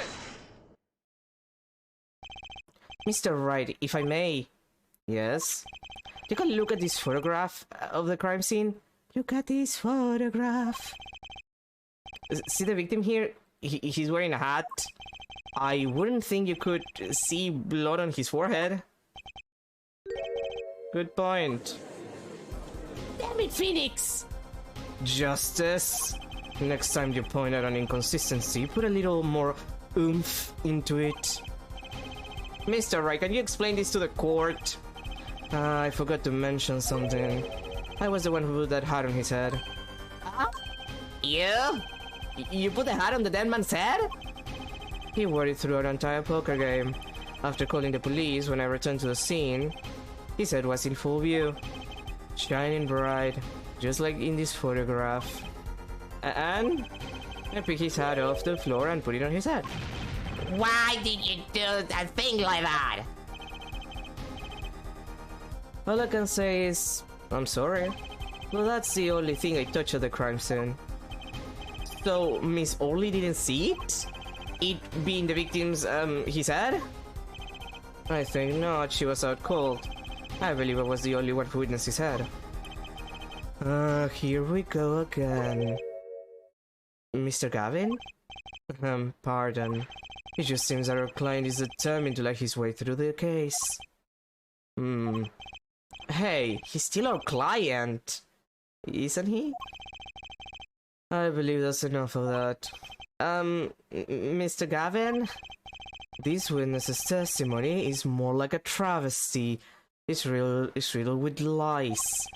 I'm beginning to see how you came to lose your attorney's badge 7 years ago. Well, you certainly have a unique way of treating your clients, Kristoff. I never knew. I believe it was you who threw the first stone. Mr. Wright, if you intend to ever tell the truth about this case, it's now or never. And also, please stop fighting with Mr. Gavin. This is weird. I'm uncomfortable. I feel like I'm in the middle of like a lover spot or something. Don't be misled. I haven't told a single lie here.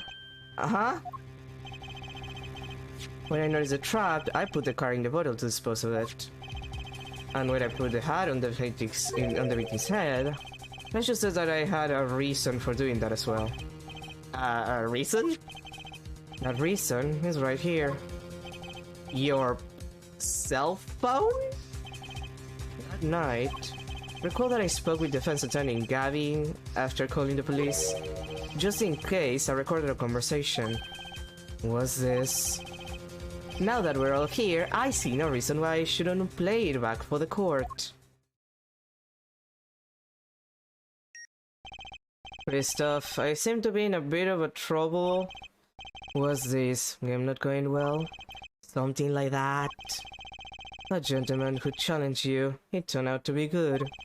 He turned out to be dead. Someone hit him hard. You mean someone cracked that flawless bone china plate? It wasn't you, was it? Me? Please, the cops should be here any minute. I'm in your hands, should it come to that. Bone china plate? A kind of porcelain, very smooth and shiny. And not plate, but pate. I believe he was referring to a certain gentleman's balding forehead. The court appreciates the defendant's discretion in not indicating my forehead. Wait a second. Something's not right about that phone call. So, after Mr. Gavin ate dinner with you, he left the Borscht Ball Club. Most certainly. Then how did he know? When did he see these bone china plate? Oh, that's right. Yes. That was when I began to see my good friend in a different light. Trouble, I returned to the crime scene. And when I spotted Mr. Smith's head again, I realized exactly what was wrong. Well, Mr. Gavin, the stage has been set. Perhaps you would like to explain this to the court. Exactly how did you come by your privileged knowledge of the victim's head? So this is your reason. The reason why you put the victim's hat back on. Your point, Mr. Gavin? It's come down to this, has it, Phoenix Wright? Order! I will have order, Mr. Payne. Yes, Your Honor. I believe this court has been left with no other choice. Are you prepared to hear Defense Attorney Gavin's testimony? Well, as the prosecutor, Very well. We'll wait for 10 minutes. After which Mr. Gavin will take the stand for a cross-examination. Are we all clear on that? Crystal clear, Your Honor. Very well. This will be the final recess for the day. Because otherwise this introductory case will get too long. April 20th, 2:32 p.m. District Court, defendant lobby number 3. Mr. Gavin and Mr. Wright are both in the judge's chambers. I'd have thought today would turn out like this. Not me. May I? What? Hello, sir. Please pick a card. Any card. What's all this about? Is this one okay? Excellent. I have a message for you. The last hand is about to be played. You'll need a trump card to make it. A trump card. The card you have chosen is magical. Use it wisely, and the game is yours. That's all. An ace? Where do I remember that card from? Mrs. Smith's hand has 3 aces, and Mr. Wright's too. It is 5 aces all in all. It is true. I have seen it. The 5th ace. There was cheating. I swear to you. The missing 5th ace. Wait, this blotch of red. Is this blood? You have your trump card. Now it's up to you to cut the deck and draw the truth. My father's face is in your hand. I know you can do it. My truth. This blood-stained card is my trump card for finding the truth? I fell deep into my thoughts as my mind raced to understand what this all meant. That girl, I'd seen her recently, but where? That's when I made the connection. Flashback to this. Hi, Twist. Baby Twist.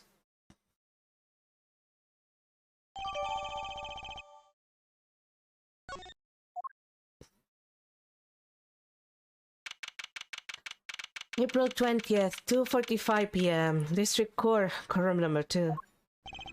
Car will now reconvene. Defense Attorney Christoph Gavin, will you please take the stand?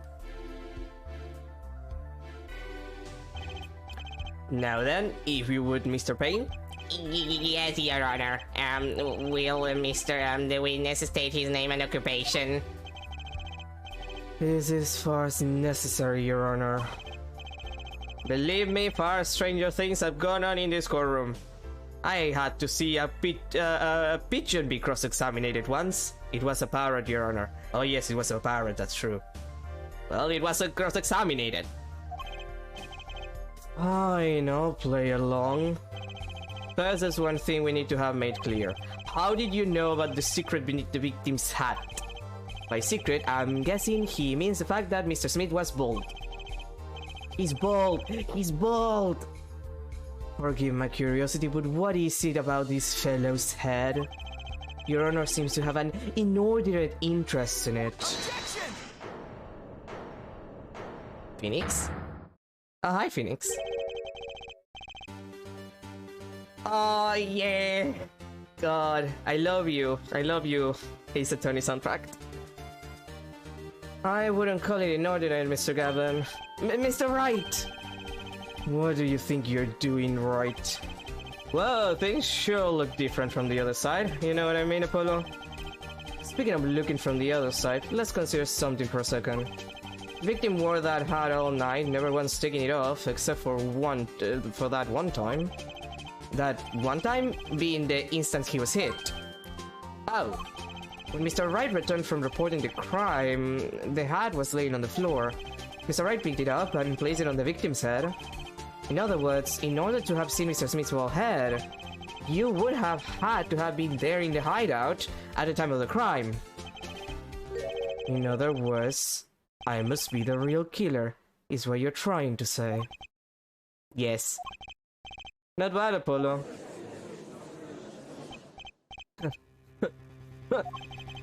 Mr. Gavin? I'm afraid that I haven't been entirely honest with the court. What? Oh, I assure you I had the noblest of intentions. I did it all to protect my client, Mr. Wright. Yet, I'm afraid in the current situation I see little reason to hide anything.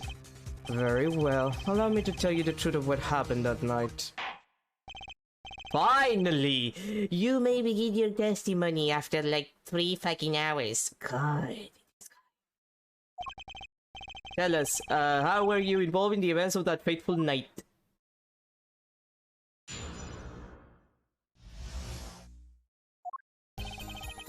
The rage I sensed in that man that night troubled me, so I returned to the club. I went down to the basement and peeking through the little window to the hideout. It must have been right after the murder took place.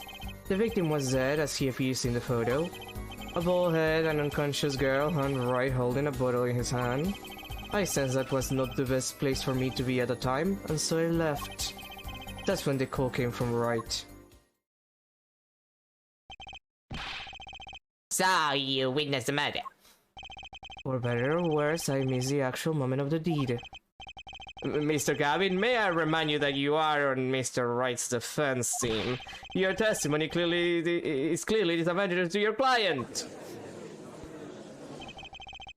What else could I say? I'm standing on the witness stand after all.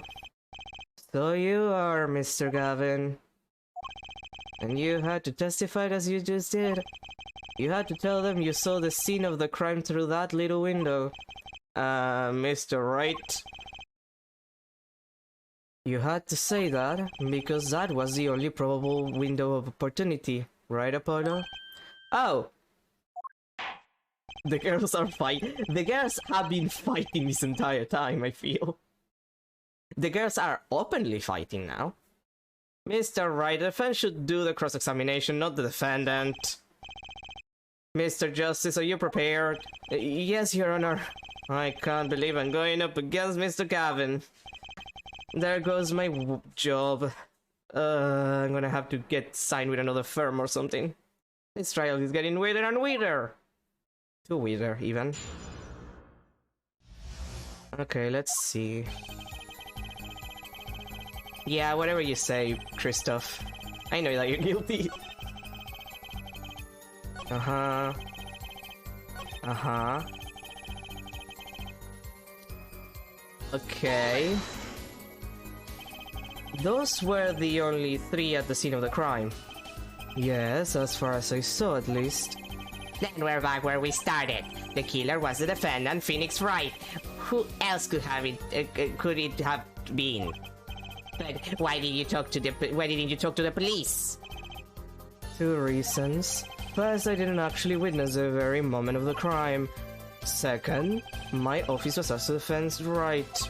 Even after seeing what I had seen, I couldn't abandon my friend. There must have been someone else there at the moment of the crime. Justice, I just said I saw no one. Not a soul. But that goes against what Mr. Wright said. Yes, this mysterious 4-person. Who would conveniently be the real killer, I suppose. Glad to see we agree, Mr. Gavin. Let me pose a question then.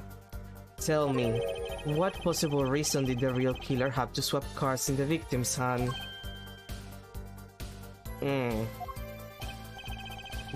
Perhaps you can show us a reason why such a thing would be necessary. How can I show something I can't find myself? Remember, Apollo, the card that was swapped out was the 5th ace. The 5th ace, right. Well, Mr. Justice, the question of why the killer would swap out a card has been raised. Can you point to a reason? Well, technically, it's now or never. The defense would like to present evidence to the court, evidence showing the reason why a card was swapped out. Then go ahead and point out your reason, Mr. Justice. Why did the killer take the 5th ace? Because it had blood in it. My reason is, this. Is that an ace? Yes. Why? Why? It's got blood on it! Right next to the spade. What? This is insane! Why wasn't I told about this? Why? Could this be? Could this be the missing 5th ace? Inconceivable. How could you? What are you doing with that card? Well, that's the thing. Why is Mr. Gavin so upset? It's just a fishy card from some fishy girl. Oh, that card is mine. That is, I picked it up at the Borch Bull Club that night after the murder had occurred. I gave it to my daughter. Cards are her stock and trade after all. Objection! No! Impossible! Unacceptable! The court can't accept this evidence. It's a fraud! A fraud? How can you be so sure? What? I would think the only person who could claim it was a fraud would be the one who took the real card from the crime scene, the real killer. Your fact, Kristoff. Allow me to elaborate. What if this trace of blood was the reason? The reason for? For the killer to take the car from the scene of the crime. Where are you going with this? Take another look at the photo and at the victim's head. At the moment of the crime, his hat fell to the floor, and a trickle of blood ran from his forehead down to the back of his head. Then a drop of blood have fallen on one of the cards. I suppose? The killer then took the card to hide the blood. Regardless, blood evidence is non-permissible. Oh? Right, regardless of how you wasted the last 7 years, you used to be a lawyer. You knew what a serious crime it is to conceal evidence. Oh, we can discuss the finer points of our legal system later. What's important now is that I've answered your question. What are you talking about? You wanted to know why the killer would have taken a car from the crime scene? And now I'm telling you. That one drop of blood would have been decisive evidence, you see. This is baseless conjecture, baseless!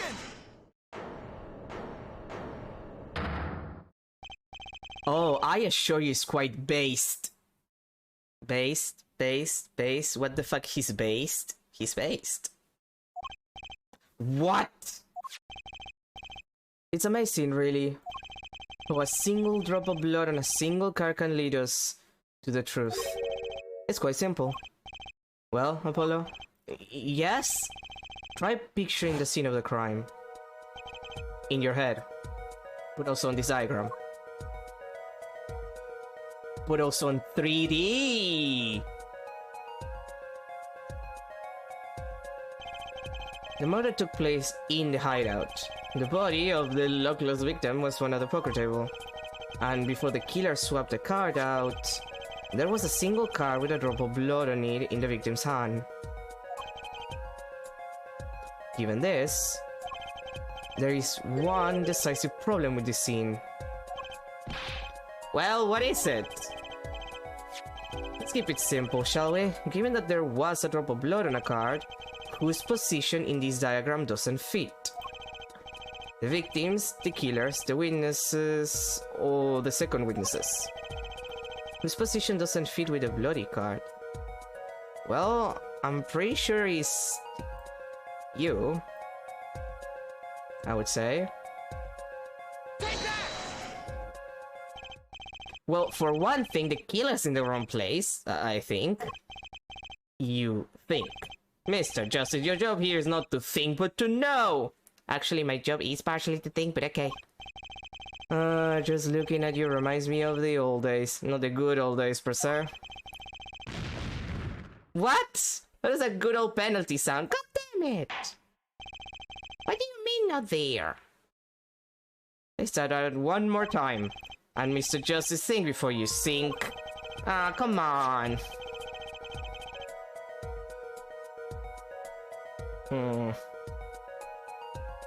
Well, I guess it's just position. Yeah. Well, I thought it was the killer because, like, well, I guess my reasoning made no sense even to myself. It's just like, how do you kill a person and the cars just, you know, get there? Especially if he's like, you know, then the victim, I suppose. Like, it cannot be the witness. That would make no sense. So yeah, it has to, if it's not the killer, it has to be the victim. Please don't kill me this time. Well, isn't the victim's position that's the problem? I don't follow your logic here, Mr. Justice. Well, look, the victim was struck on the head, sending him back in his chair. You'd think any blood would fall behind the body, onto the table in front of him. Ah. Take a look at the photo again. If he bled in this position, the blood would fall on the floor, not on the cards. Why, you're right, that's right. So, what does this mean? Incidentally, we were sitting in swivel chairs. Swivel chairs? Oh, man. Apollo, try to... Game? Would it kill you to let me actually read the text?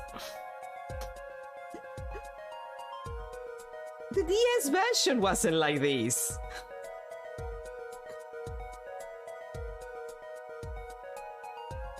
God, I hate that. Okay.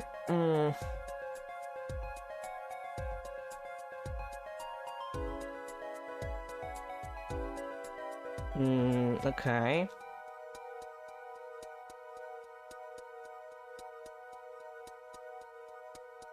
Like, wouldn't we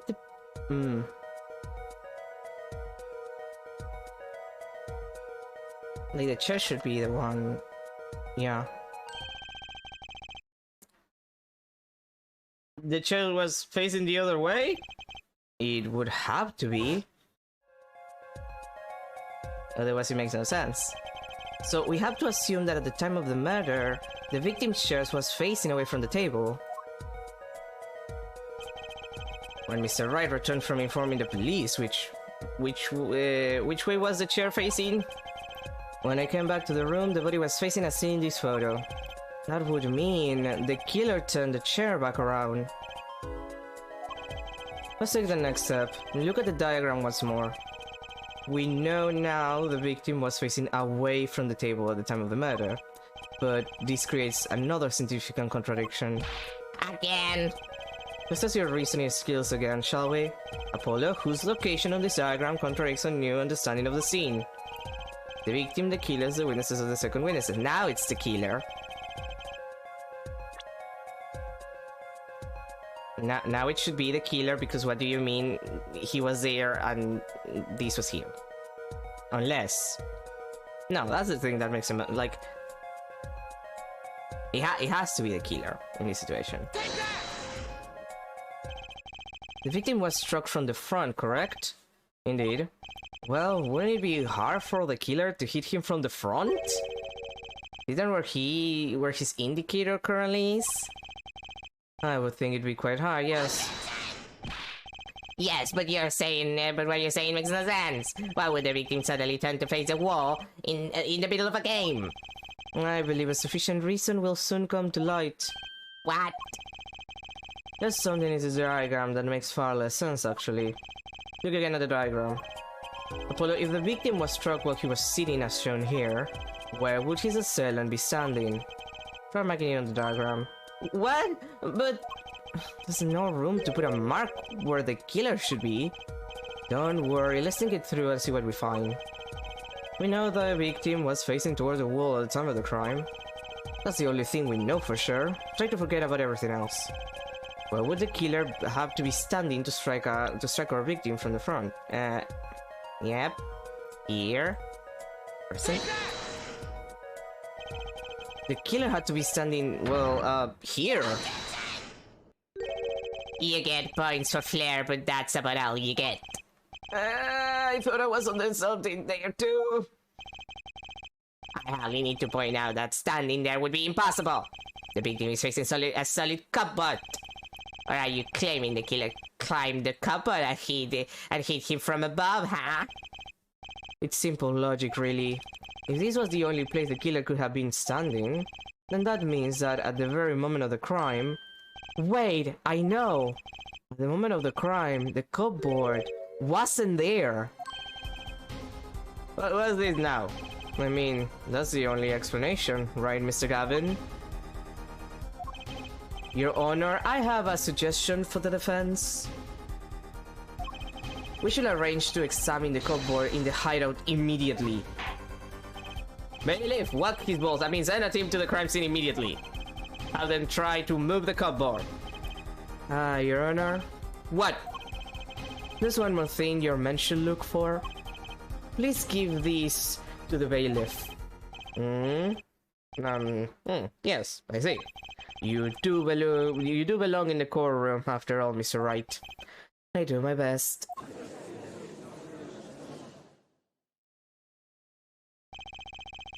But let's forge ahead here while we wait. Look at the diagram once again. It's been changed. If the killer was standing here at the time of the crime, then this cupboard wasn't here. Which means... Apollo, try moving the cupboard.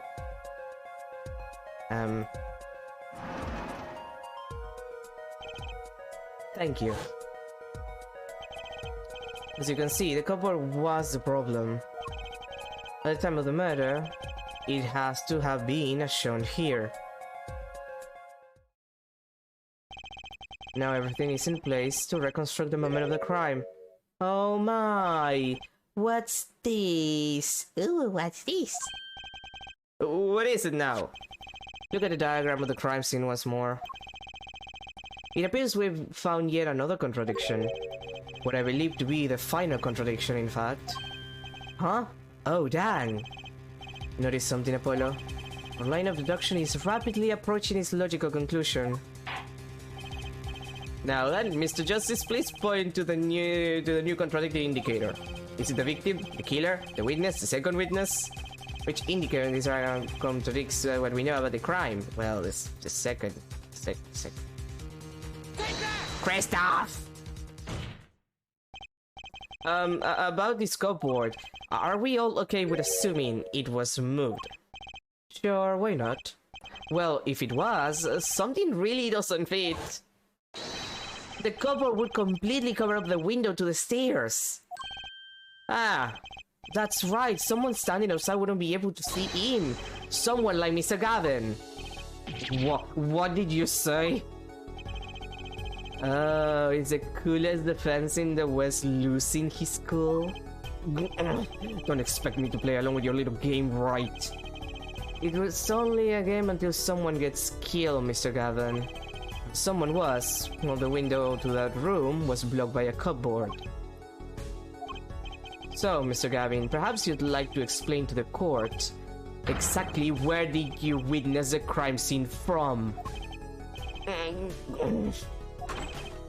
Excuse me, Your Honor. Order! This is a court of law, and I will have order. We just now received word from our investigative team at the Borch Ball Club. They've examined the cupboard in the hideout, Your Honor. Oh, and what did they find? Well, Your Honor, it turns out there is a secret passage behind it. What?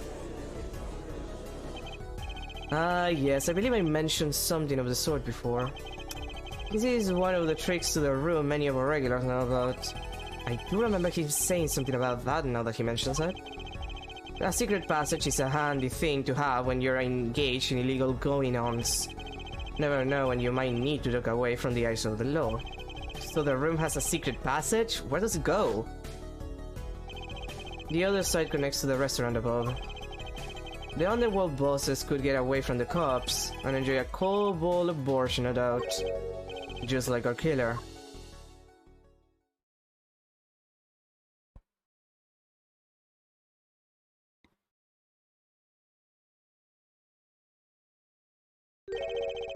You see where our line of simple deductive reasoning has led us, Apollo? I see it, but I don't believe it.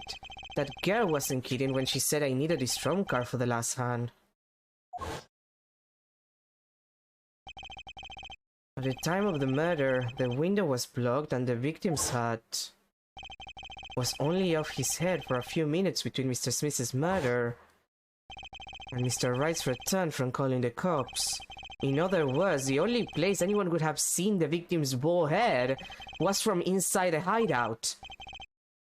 Well, Mr. Gavin, come on, say something. Dare I ask what really happened that night? Actually, I think we can probably figure it out ourselves at this point. That night, for whatever reason, our killer had a date with Mr. Smith, a date with Destiny.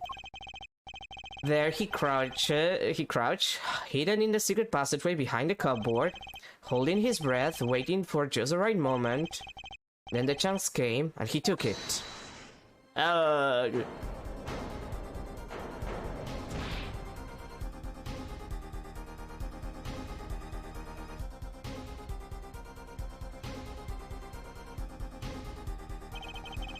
He saw that Orly was out cold, struck by Mr. Smith. But his time was soon to come. Mr. Wright went upstairs to call the cops, leaving Mr. Shady Smith alone in the hideout with the unconscious dealer. Then our killer stepped out from the secret passage and into the hideout. The victim must have had the cupboard sliding aside. He wheeled his chair around to look, and after the deed was done, the criminal must have seen the blood on the card. He would have, of course, realized the need to destroy the evidence. A single spot of blood told the whole story of the crime.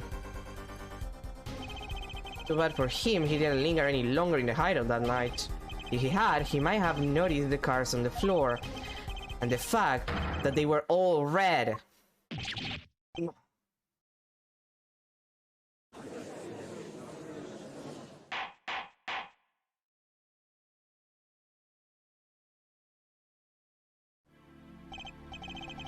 Well, it seems this trial has taken yet another turn.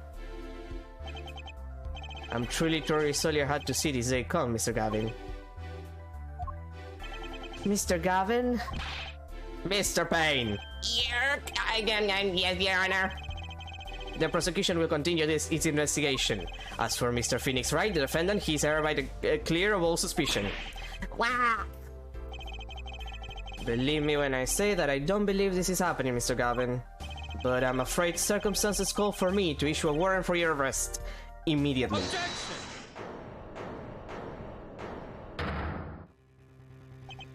Oh, no need to apologize. I rather enjoyed myself. It's not every day you get to witness a legendary attorney's dirty tactics firsthand. Your point, Mr. Gavin? Frankly, Your Honor, I'm shocked that a person of your caliber would be taken in by such a low-grade parlor trick. Excuse me? The defendant is clear of all suspicion. This is hardly a time for jokes, Your Honor. Mr. Wright hasn't proven anyone's guilt or innocence here. What he has done is use illegal evidence to put the blame on someone else. And not just anyone else, but me, his own defense attorney. Illegal evidence? Objection! Let me ask you, Mr. Gavin, is there still any reason at present to suspect me of wrongdoing? Of course. This bottle, for instance. The bottle of grape juice Mr. Wright was drinking? How do you intend to explain away the fingerprints on the murder weapon? And not just any fingerprints. Am I right, Mr. Payne? And actually, yes. The fingerprints on the butter were upside down. I seem to recall this being an issue earlier. The court in this case demand an explanation. I can think of only one reason why one would hold a bottle upside down. And that is to hit someone with the bottom of the bottle. Well, Your Honor. See how the caught fish squirms to the last? Well, Apollo? Yes! Your boss seems awfully concerned about this bottle still. I'm sure you can come up with a suitable explanation just like that. Yeah? Just like what? Why would anyone grab a bottle upside down rather than to... I mean, Apollo, again, have you taken like a wine bottle out of a box full of wine bottles? Right, have you? Have you, sweetie?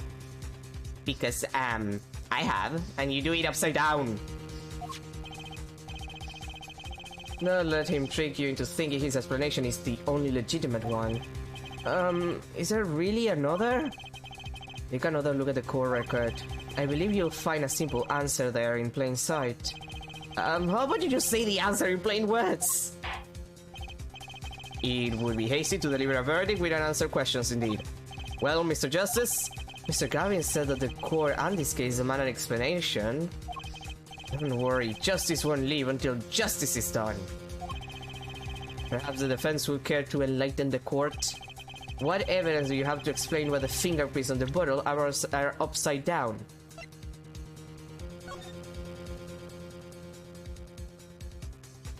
What the fuck did I just say?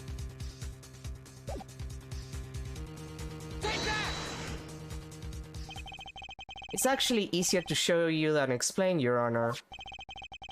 Place that bottle on the floor, next to your chair. Excuse me? On the floor?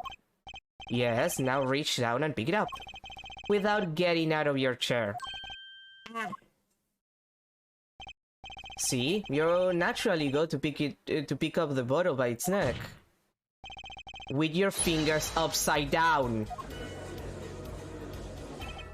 God, an Ace Attorney game with actual normal logic.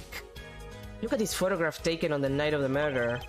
The defendant, Mr. Wright, sat here, playing piano, bottles of grape juice on the floor to the side of his piano bench. He would have naturally picked up the bottles upside down several times. Well, I can't believe it was that simple! Recall our dinner that evening, Kristoff. I was drinking my usual juice then too. Basically, you used the bottle on the side to do the deed. But then you must have remembered. So you went and picked up one of the bottles from under the piano, and you switched the bottles. You took one of Mr. Wright's bottles and made it look like the murder weapon. Order, order, order. What do you have to say to these charges, Mr. Gavin? Fascinating. So this is the legendary attorney's famed tactic of misdirection. What? You claim that I switched the bottle. Where is your proof? Proof? Well, that's, As I thought, more baseless conjecture. I'm afraid your bottle of proof is quite empty. Objection! I wouldn't be so sure about that. Your Honor, when you initiated the investigation of the hideout earlier, do you recall I requested an additional investigation? Ah, yes. I have your memo about that here. Retrieve the bottles from under the piano at the Borscht Ball Club. And here's one of the bottles in question. What, are you going to dust that for fingerprints too? I would be surprised if any weren't that would hiss. Mr. Gavin probably wouldn't make such a novice mistake, true. That bottle won't bear a trace of anything. Say, Apollo. yes? Why don't you go ahead and examine that bottle? But why? Just humor me. Mr. Wright. That bottle will solve this case once and for all. What? What's some bottle? Well, yeah, because it's the bottle with the 5 hats. There's something inside the bottle.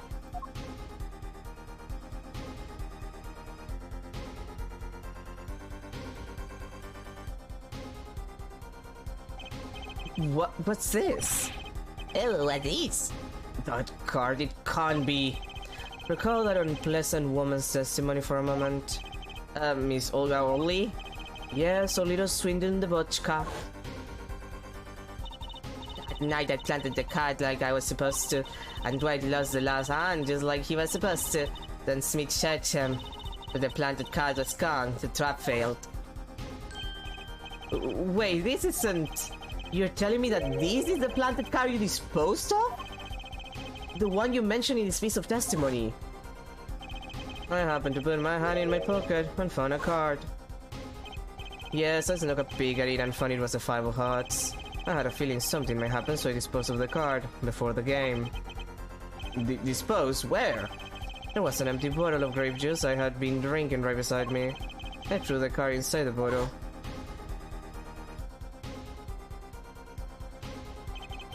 The 5 of hearts. This is the card. The bottles were swapped, and the only one who could have done that was the 4th person in the club that night. You, Mr. Christoph Gavin. He's so fucked. Mr. Gavin's a fucked.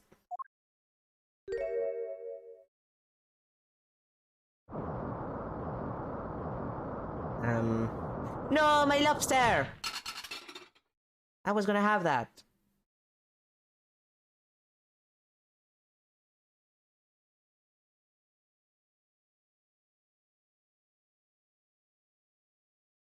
I always wanted to try lobsters. That is all.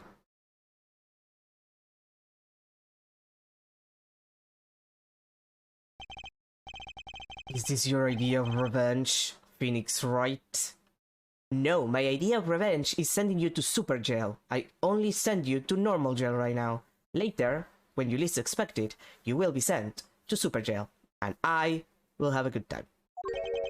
Revenge? Revenge for the events that took away your attorney's badge 7 years ago. My past is like my logic, straight and true. Nothing's changed. All I did was point the finger of justice in the proper direction. Fine. I'm glad we could have this little tete-a-tete, right? This is insane. What about me? Don't I get to prosecute anyone? No, nobody likes you, Payne. I believe this time we've finally come to the end of our trial. Mr. Payne, do you have a report for us on Christoph Gavin? He's admitted everything. We're processing his arrest now. I see. Still, one has to wonder why he would do such a thing. He didn't even have a connection to the victim. Did he? Not that we know. None that we know of. Mr. Wright, have you anything to add? I'm afraid I can't shed any more light on the matter. About this victim, Mr. Shady Smith. His occupation was listed as traveler, not profession to be sure, and that's all we know about him. I'll arrange a follow-up investigation, Your Honor. Good. Mr. Wright? Yes? 7 years and you still haven't lost your touch. Christoph Gavin was a man with much significance for me. But as a friend and as a lawyer, he was extremely talented to be sure. I needed two things before I could confront him.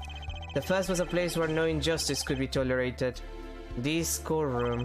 The second was a man who would tolerate no injustice. In other words, the defense attorney. You, Apollo. Me? Me? It's a dark time for our legal system. A twisting of justice brought on by our very own initial trial system. We have to set it right. Mr. Wright. Our work lies ahead of us, and I, for one, am looking forward to it. Well, this seems like a good time to announce a verdict. This courtroom finds the defendant, Mr. Phoenix Wright. Not guilty. Yay!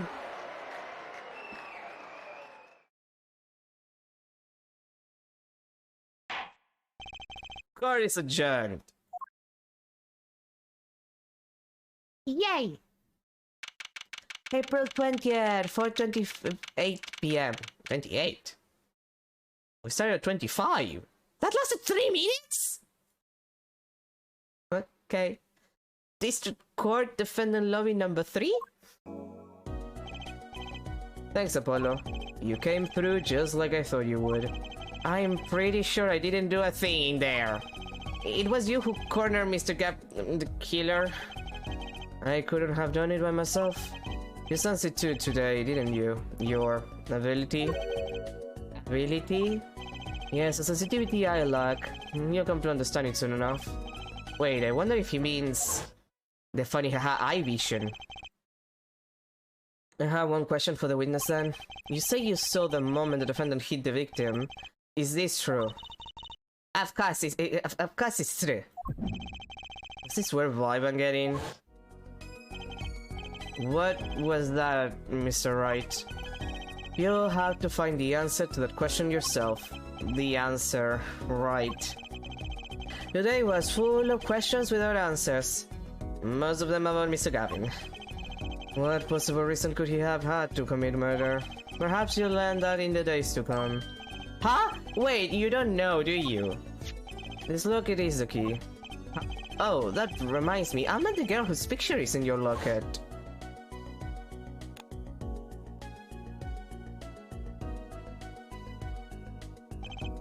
Your daughter, right?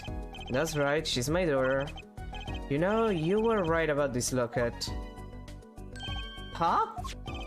They took this off his neck the night he died. But it looks like our dear Russian scam artist saw me. The truth is, this locket really did belong to him. Wait, but that's perjury! You testified, you say that locket was yours! I said no such thing, actually. Huh? I merely said that it was a locket with my daughter's picture inside. A subtle distinction, but a distinction nonetheless. And it's the truth. Wait, but then why? Why was the victim wearing a locket with a picture of your daughter inside it? Sometimes the straightest path to the truth isn't the best one. Give it time. You're still just getting started with your career. Speaking of which, I may be out of a job. I work for Gavin Law Offices after all. I still can't believe I just saw Mr. Gavin get led away in handcuffs. Those handcuffs, I'm so scared. I'm gonna end up the street. I'm gonna have to find a new job. My life. Oh, my work. Apollo? Yes?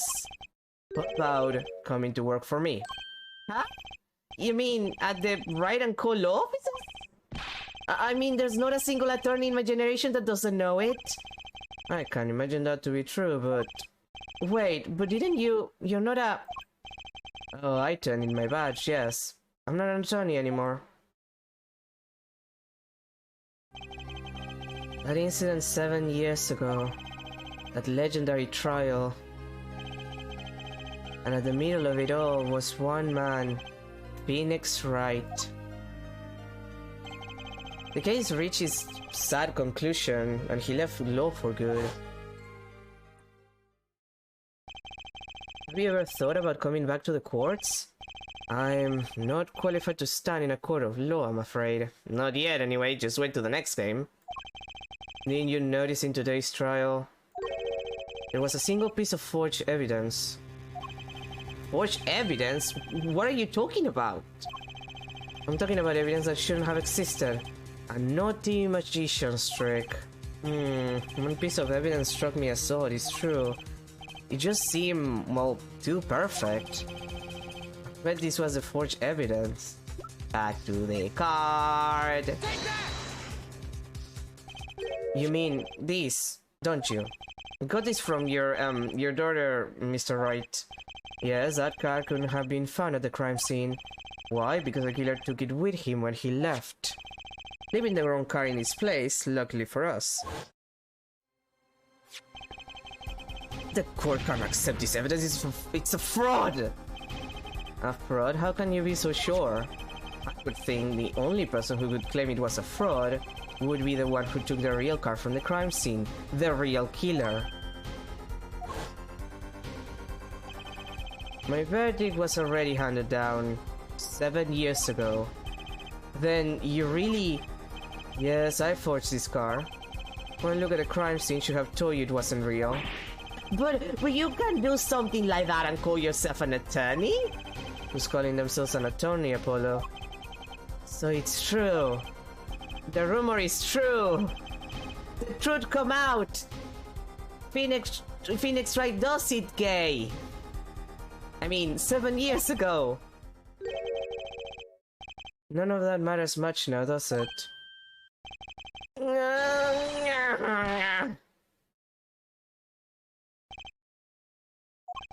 I punch him. I'm gonna get in so much trouble. I did this in a court of law. Well, on the building where the courts of laws are. There's cars right there. We're getting so much shit. It's your story from here on out, Apollo. Perhaps I can help you turn the next page. My office's address. Drop in, if you like. Mr. Wright, you do know that I stopped being the main character by the next game, right? Yeah, that's because we changed writer. God damn it! Oh, how about your uppercut? Try yelling "take that" next time. I find it packs a little more punch. The bailiff. No, don't worry, we always wanted to do this too. He's very annoyed like that. And Apollo, thanks for today. I had a good time.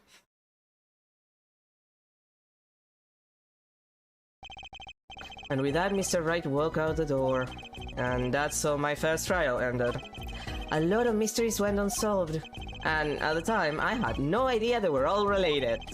Every mystery that day, connected by a single thread of logic. I find that out soon enough, like by the end of the game. My name is Apollo Justice, attorney at law, and this is how my story begins. And I am fine. He's not fine. He's not fine. He's fine, but he's not fine. He's not fine, guys. He's not fine.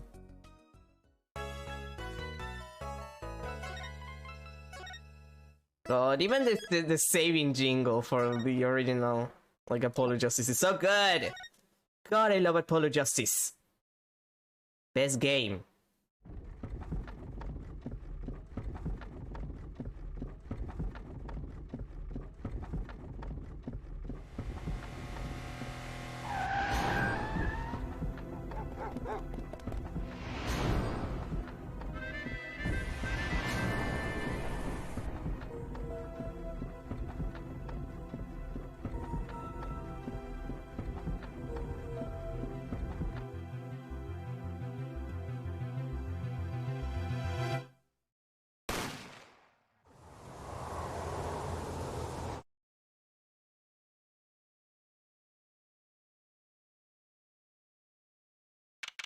June 15, 9:12 a.m. Write & Co. Law Offices. 2 months have passed since Mr. Gavin's arrest. My first trial, and I lost both my mentor and my job. Yeah, I'll admit it, I was screwed. In this economy, I'm fucked. But even when I hit bottom, I told myself I'd never come here. Honest. Here being the legendary Write & Co. Law Offices.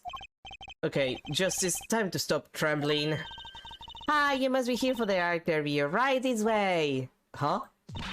Hello there, you found the right place. Welcome. What's with this girl? Well, now shall we begin? Begin what? Right, first things first. Any special talents? Talents? Yes, well, you must have at least one. Well, I guess defending? Defending, an unusual talent, but it'll do. With a little jazzing up, of course. You think so? Let's give it a go, shall we? Huh? Go ahead, show me, defend. Just give it all you got. Don't hold back now. What are you talking about? I can't just defend here. First lesson, a professional can perform anywhere.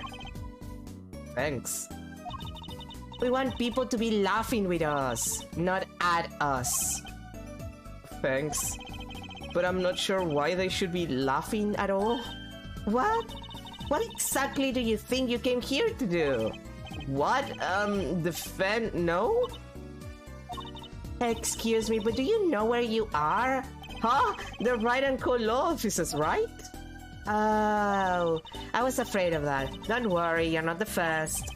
Look, what's going on here? Who are you? I came here to meet with the person in charge. Well, you've apparently made no fewer than 2 mistakes. Mistakes? But I got a call from Mr. Wright this morning. Perhaps you should go read the sign out front again. What's there to read? Look, it says right there. Oh. What does it say? Wright Talent Agency. Welcome to the Wright Talent Agency, where you have always come to the right place. I'm Tracy Wright, CEO, and I'm a magician. It all came floating back. The trial. That girl.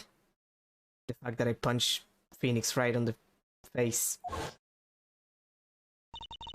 Hello, sir. Please pick a card.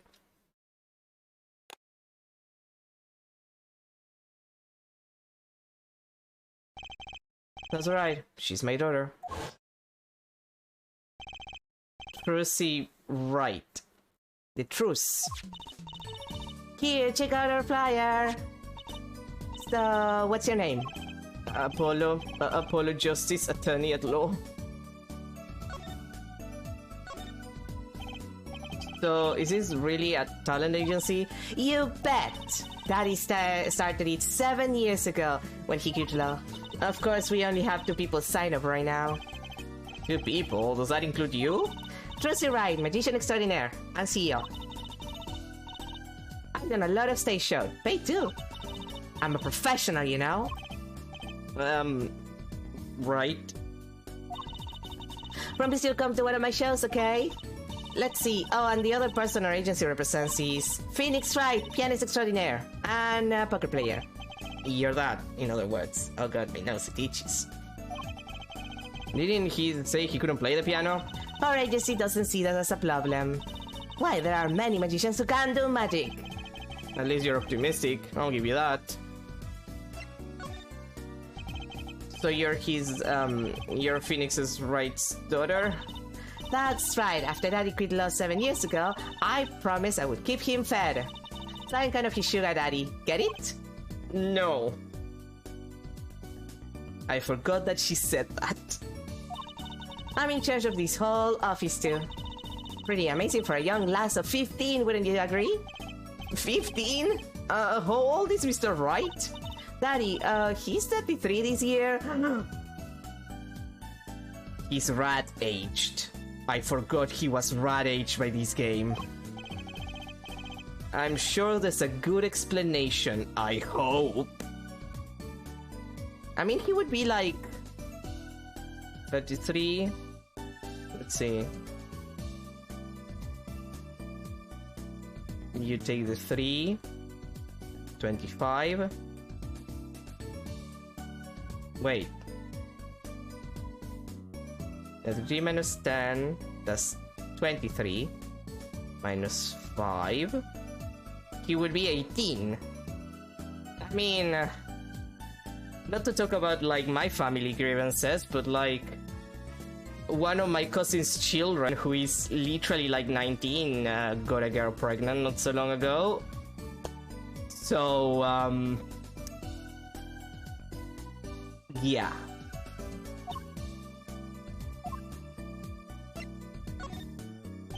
About Mr. Wright giving up law, it was because of that incident 7 years ago, wasn't it? Huh? You know about that? Not the details. I remember the news though. It was a big deal. So I hear. I was too young to understand what was going on. I'll ask Daddy about it next time I get a chance. Daddy, right. That reminds me about Mr. Wright. He gave me a call this morning to come in. Daddy's not here right now. He's in the hospital. The hospital? Yeah, he's on a strict bed rest until he gets better. What? Okay. Which hospital is Mr. Wright in? I'll pay him a visit. Oh, the Hickfield Clinic. He's quite close. Right. Well, I'll be going now, and I'll give this showbiz gig some thought, okay? Wait, I'll go with you. June 15, 9:45 a.m. Hickfield Clinic. So, this is Mr. Wright's hospital. Heh, visit to Saya. Yeah, are you the doctor?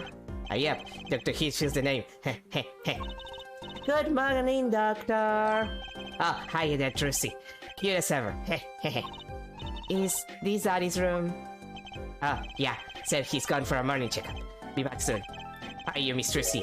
Got any places you liked examined? Heh. Doctor? The nurse was looking for you. Why, if it isn't Daddy or the cutest little thing in town? I'll go be off then. Later, Trucy. Whoa, what a nutbird that guy was. Good morning. Didn't expect you so soon, Apollo. Mr. Wright? So, what happened? Who could have imagined that? Me, victim of a hit and run. A hit and... You were hit by a car? Oh, he tried to swear. I'll give him that. Picture me tossed 30 feet through the air. Only stopping when my head hit that telephone pole. You hit a telephone pole with your head? Are you okay? Thankfully, my only injury was a sprained ankle. He really is as lucky as they say. Well, yeah, he survived with a cold after falling into a river from like, I don't remember how high that like bridge was. There's something that, well, it just doesn't sit right.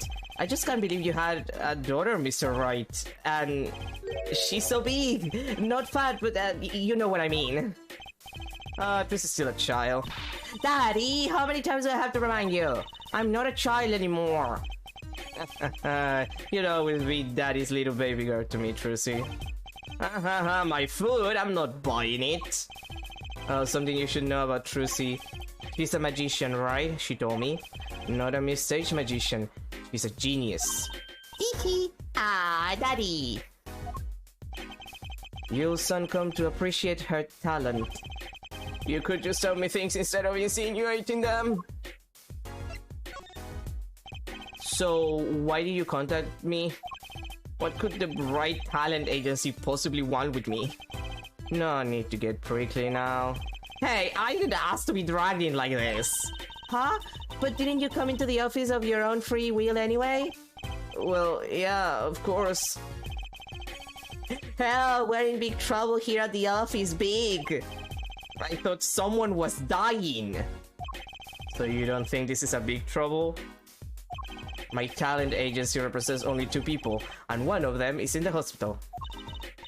That's right, Daddy. How are we going to pay this month's rent and the groceries? Yeah, that's the problem with such a tight operation. It's a symbiotic relationship where one of us falls, the other 2 must fall. Hey, this isn't exactly a suitable conversation to be having with a 15-year-old kid. In any case, if Apollo here can help you, you'll have to transfer to a new school. Again. No, I can't. I only just made friends. How could you do this to me? To us, Polly? Huh? What? Now it's my fault? On that note, how about you come work for us? I got the perfect client for you already lined up. A client? You mean I get to do my job? I get to defend in court? I get to scream objection? Okay, you won this time. Felix, right? Ex-attorney? Ex-attorney, I guess. Alright, I'll hear what you have to say. You got him, Daddy. Hook, line, and sinker. Now it's time to reel him in. It's official. I'm scared. Alright, so who's the client? Yes, here. Take a look at the map and I'll explain. Last night I left the office just before 9 o'clock. I was going to that Indochine pasta joint, Al Dentes. I play piano there, of course. That's when it happened. The car sent me flying, nicked a telephone pole, and zoomed away. Creepy, huh? Just a tad. It's almost as creepy as hearing you tell the story like it was no big deal. The car sped off in this direction. So, good luck. You wanted a client, didn't you? Well, I'm your client. Find the guy who knocked me into the telephone pole. Whoa, hold on. I'm a defense attorney, not a detective. Don't worry, once you found the guy, I intend to sue him. Then you can stick it to him in court. I'm not a prosecutor either. I'm sorry, but this is crazy. I'm going home. Don't get so worked up. It's just a joke. Huh? Oh, Daddy. Sorry, Apollo. He just loves jokes, you know? Even the ones that aren't very funny. Your real client should be stopping by the office anytime now. The office? You mean the talent agency? No harm in going. It's not like I have anything else to do. One more thing. Do look into my accident too, would you? I marked the scene of the tragedy on this map. Tragedy.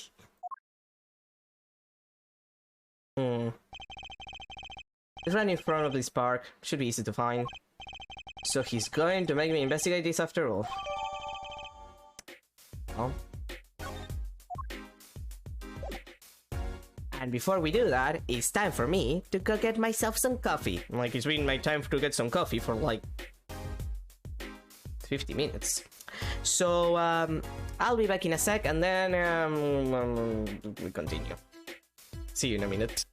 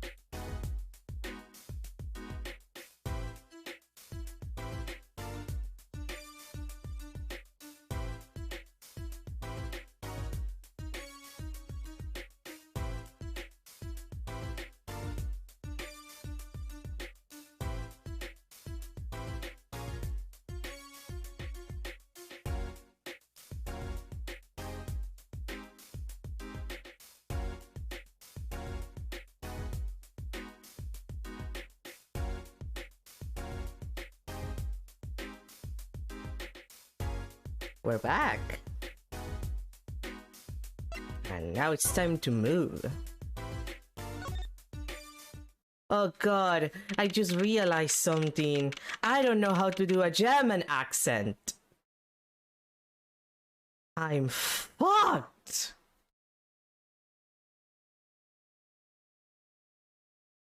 Is this what no, that doesn't, no. Ja. No, that doesn't work. No, I don't think I can pull out a German accent. God damn it! Fucking Clavier. June 15th, 05 AM to write challenges. Hey! How long you planning on making me wait, eh? Good morning. Hey there, Trusty Doll. Sounds like your pups had a bit of a rough toast, huh? All's well that ends well, I guess. This is our client. Hey, so this is that Pocho fellow, huh? Oh, yes? The name's Apollo. Look at him there. Arms are crossed like, ready to fight. Yes, sir! You don't mean that literally, do you? Noodle. God, I could use some noodles. The boss told me what I need, right? Don't let me down now, Pocho. Don't worry about your defense, sir. I'm on it. Sure. The defense? Your noodle half cooked. It's too late for the fence. My castle's been stormed. My keys been kept. My noodle stand's been stolen. Noodle? You know Mr. Eldons from the noodle stand, don't you, Polly? Nope, nicknames, please. No, of course I don't know him. Yeah, in the spots. Not really. Then you know the best noodles in town. Eldon's noodles. Whose noodles? My noodles. Help me out here, Trucidol.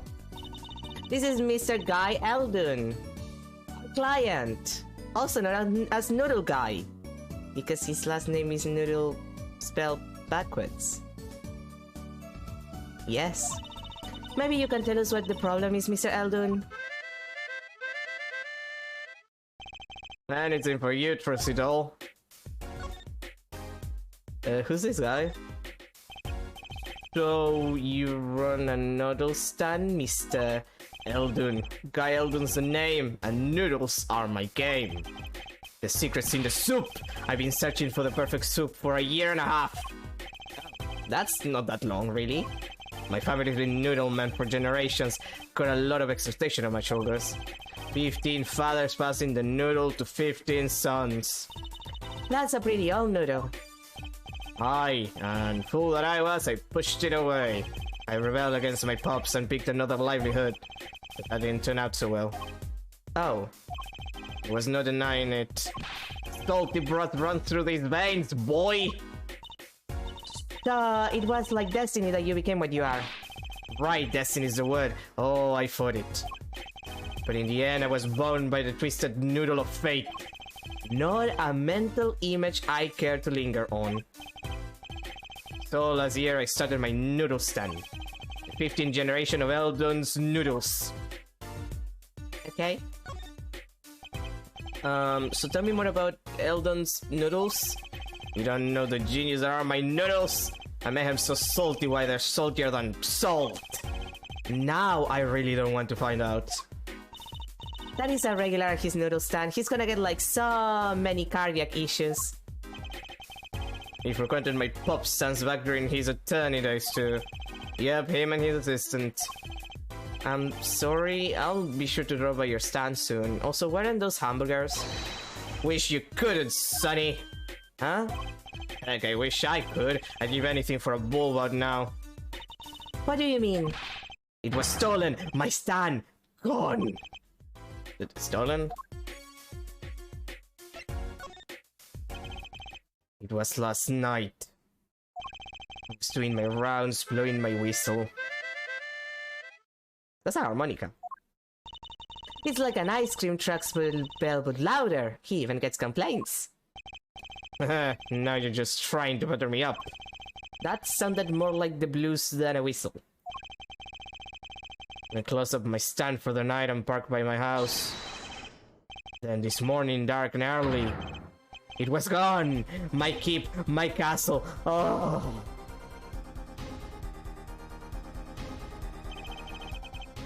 Maybe some bum carted it off? Just guessing here?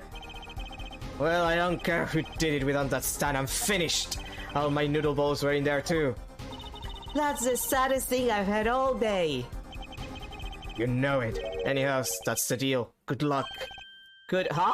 Wait, what exactly is your request? My noodle, son, find it! And the day you bring my baby back is the day you feast on as many noodles as you want. Of course, I make it so hot and salty 2 balls will kill a man. Then I really need defense. Speaking of defense, that's what I do. I'm a lawyer, not a detective. This is where I live. You drop by if you need any info, okay?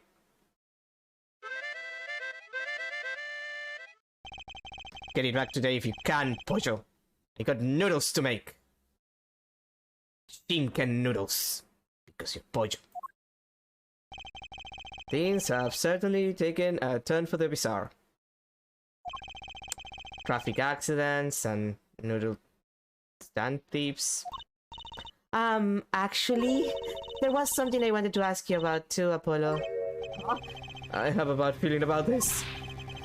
Listen to the lady's problem now, don't be cruel. I lost something last night. That is, something was stolen.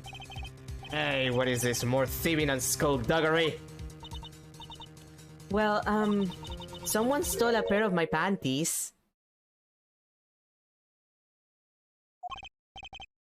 Panties?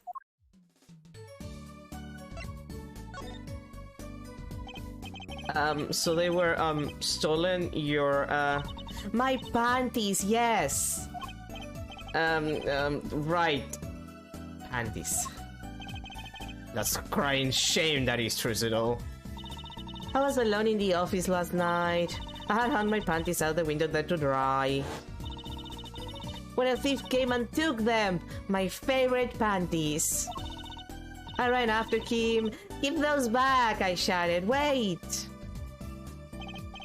Well, that was certainly brave of you. But I lost him. Without those panties, I don't know what I'll do. A darn crying shame, yep. Well, at least the scene of the crime is convenient. I'll mark it on your map. I'll be heading home now. Remember, find my stuff or there's an empty bowl in your future, Pollo. Right. And you have about Trucido here too, you hear?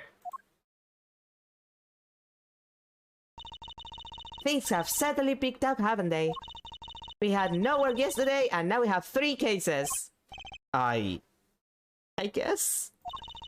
Let's see where we stand. Not in a quorum, that's where! Well, the first item on our list. Phoenix Wright, that is hit and run accident. We have to find the one who hit him. Who's going to pay us for this again? And the second item... Mr. Eldon's request to find his stolen stand. For which we stand to gain a bowl of salty noodles. And the last request is mine, to find my stolen panties. That bowl of noodles is looking better and better. Let's go, Polly, to the streets. Aren't you enthusiastic? How could I not be? Let's crack these cases, you and me. I guess we might as well get it started. Let's see, a hit and run, a stolen son, and last but not least, stolen panties.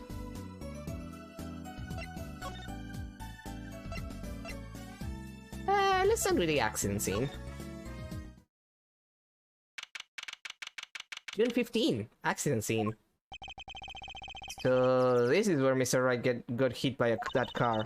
According to the map, this is the place. What a huge mansion. Apollo, there's a nice looking lady over there. Let's question her. Okay. I'm a little curious about the park over there too.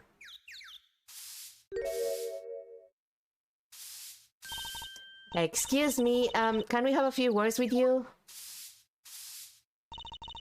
You want something? Whoa, that husky voice. Why am I suddenly sweating? Oh wait, she's husky. I need to go husky. That's quite a house you got there. You must have a lot of money. Money sounds like something my son will call his friends. This is the Kitani family mansion, little girl. Huh? You kid with the hair, you want something? Me? No, not a thing, bye! Apollo, we can't leave without questioning her. What if she knows something? What the Kitani family? They're the biggest organized crime syndicate in town! If you're going to ask something, ask it.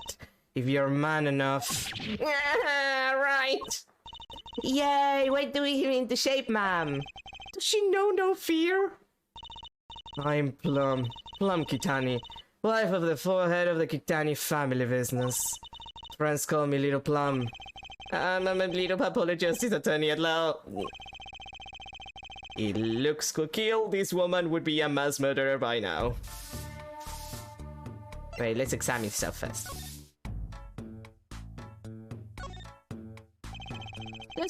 There's paint splash all over this gate. What a mess. Was this paint knocked over by the car that hit my daddy? That's right. And I'm left to clean up the mess. If you find whoever did this, bring the scoundrel by, would you? Of course, then you can make them clean up their own mess.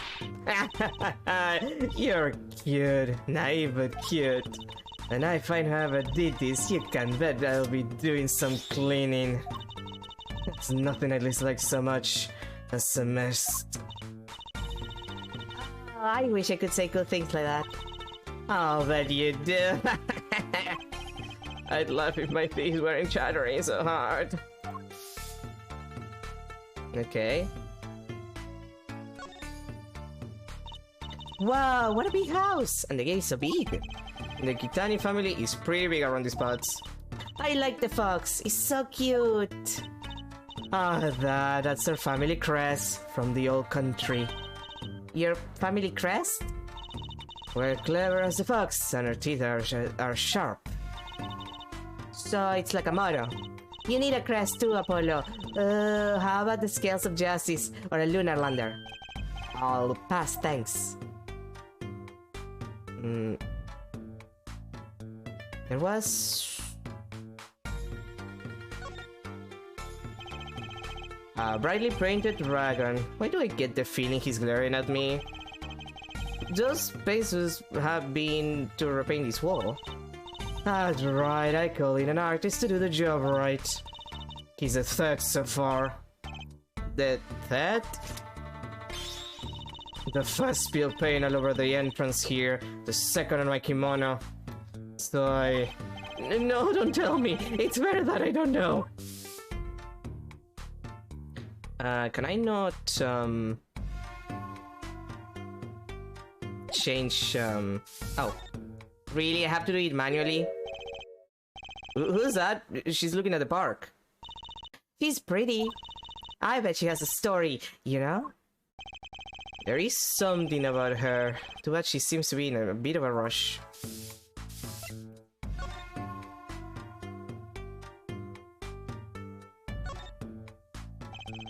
Personally, I'm a little more interested in this park.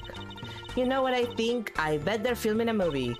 Let's go take a look. Maybe we'll see someone famous. Hey, miss, stay out of the park. He got mad at me. Did something happen here, officer? Huh? Oh, no, move along. Nothing to see. Why don't you kids go play somewhere else? We're not kids, and we're not playing. I'm an attorney. Something wrong? Detective Sky, we're fine, ma'am. Nothing to report. Oh, I forgot she's here. Detective? Was she wearing a lab coat? You're hardly one to comment on how people are dressed. And these kids are... Curiosity seekers, ma'am. They claim to be lawyers. Why don't you kids run along and play somewhere else? Look, we're not... I might spill something on the pretty face of yours. One of those experimental hydroxyluminous trace? I'm pretty sure that's not how that's pronounced. Come again? What's hydroxy stuff? Whatever it is, it doesn't sound good. Let's go, Trissy. Try to keep out the riffraff if you would. Yes, ma'am. How are we going to get more information like this? Why don't we ask the nice woman across the street? Ah, yes, that nice woman. God dang it.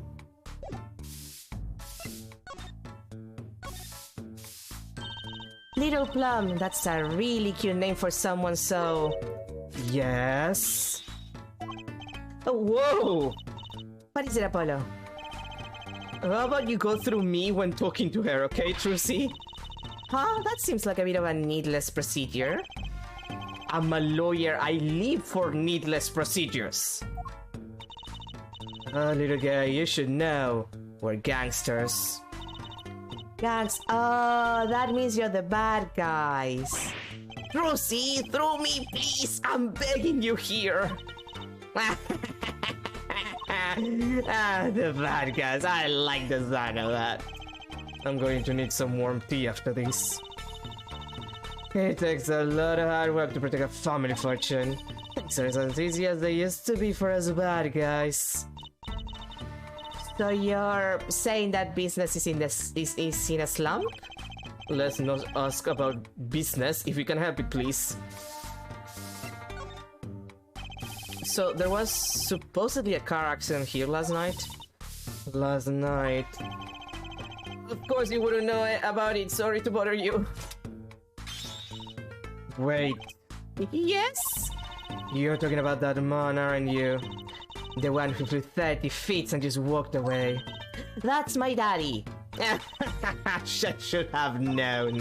One of our capos thought he'd make a great point man. Capo? Point man? Could you avoid using too much industry lingo? In any case, it's been nothing but trouble. I've been cleaning up this mess this morning, but... Clean up this paint? Was this paint spilled at the time of the accident? It was about right last night. I heard a crashing noise and found your father running a sea of paint. So you came to his rescue. You've my husband, the boss, to thank for that. The car that hit your father knocked over the paint, then turned the corner and sped away. We're in the middle of repainting our wall, you see. I'm sure that dragon is glaring at me. But why are you out here cleaning it up? What do you mean? I mean, aren't you a gangster? Don't you have any goons to do your dirty work for you? You know, the goonings? The gooners? The goons? The guys that say, yes, boss, whatever you say, boss, I'm doing the thing, boss. I finish, boss. If the boss says you're okay, it's okay. Please go through me when you want to. Don't be such a stiff lawyer boy. I suppose we gangsters do have a certain image. Yes. But we're community-oriented gangsters, you see. The boss likes to give back to the people, see. How noble of him.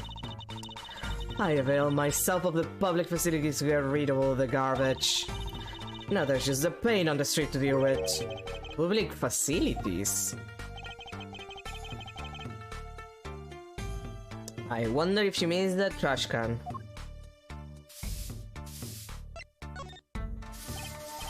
Can I ask you a question? What? What happened in the park across the street? Oh yes, quite the commotion. Chicago lighting, as the boss would say. Chicago, huh? Gunfire. Someone was killed. Strange circumstances too. You're kidding! What a morning. Trouble everywhere. The park, the gate, even our house. Did something happen at your house too? A crime without honor, without remorse. Like that one song from the Kill Bill soundtrack. It's a private matter when I hear about it. Somehow, I don't think no is an acceptable answer on Polly. So, what happened at your house? Bloomers. Last night. I got a bad feeling about this. Me, little Plunkitani, the victim of a panty snatcher. What? So it wasn't just my panties that were stolen? God, you too did say, poor thing. Like I said, whoever did this is a hardened criminal. It wasn't you, was it? No, of course not. Mercy. I've heard where the panties have been disappearing lately. And the missing panties will have something in common. It's hard to imagine Trucy's and Miss Kitani's panties having much in common. I just imagine Miss Kitani's panties. I know, we'll find your bloomers too. Great, show me what you're made of. What have you gotten me into this time, Trucy? That girl from before. Ah, welcome home, sweetie. Oh, hello, Mother. She's a Kitani too? Miss. Here, our flyer. The Right Anything Agency. Anything agency. Yeah, do you like the new flyer? So, this is the defense attorney, Mr. Apollo Justice. Attorney? Drop by your office, we'll be waiting. Ah, goodbye. Why did you give her a flyer? I don't know, she seems like she could use some help. She's the heiress to a gangster dynasty. She doesn't need our help. I wouldn't be so sure. Oh.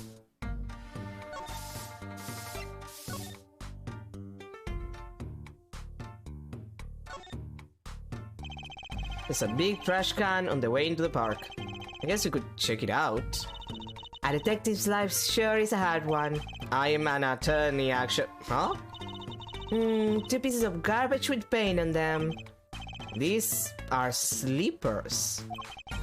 They look like those slippers you get at the hospital. Look at this, Apollo. Doesn't this go on a car? It's a side view mirror. It looks like it was torn off when it smacked into something or someone. Wait, you don't think? I do. This could be from the car that hit Mr. Wright. Wow, and he took off its mirror? I never knew Daddy was so strong. I only have room in my pocket for one of these, though. Which do you want to take? Good question. I mean... which one was the important one for this case? I think it was a mirror, but I don't remember. Like, let me think about it. Because the slippers, I think, are unrelated. Unless it has something to do with the like, did we have something in the hospital for this case? Like, was it hospital related?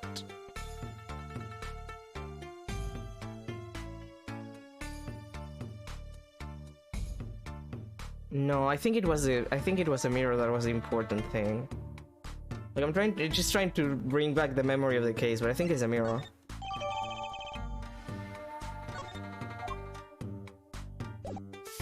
Well, I think that's everything here for now. Thing of the stand theft. No. See, it says no. June 15, scene of the stand theft. So, what's this place? This would be Mr. Eldon's house, silly. Oh, so this is where his stand was stolen from. I can see a piece of evidence lying on the ground already. Hey! Look, there's a police car parked over there. You're right. What's with the sparkly entrance? What is this place? A hospital? There's a sign. Meraktis Clinic. Oh, that's where the thief went. The thief? The one who snatched my panties. He ran into this clinic last night. Wait, maybe the police car is here to find my panties. I doubt it. Well, there's only one way to be sure. Let's investigate. There you are, Sonny. Where? You find anything yet? No, not yet. The longer you live around here, the saltier your victory ball gets, you remember that. This bowl of noodles is sounding less like payment and more like punishment.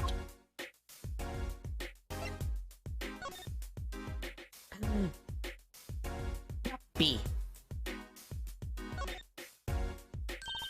Look, a doggy! Good boy, Salty! I'm sure the dog has a real name, Trissy. Yeah, sure it does. Named Spoon.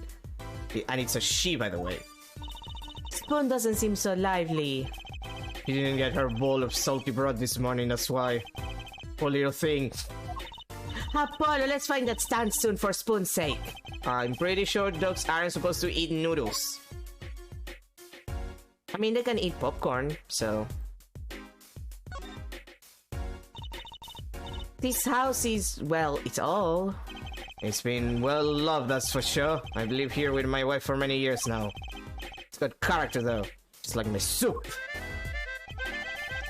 I always thought character was a positive thing.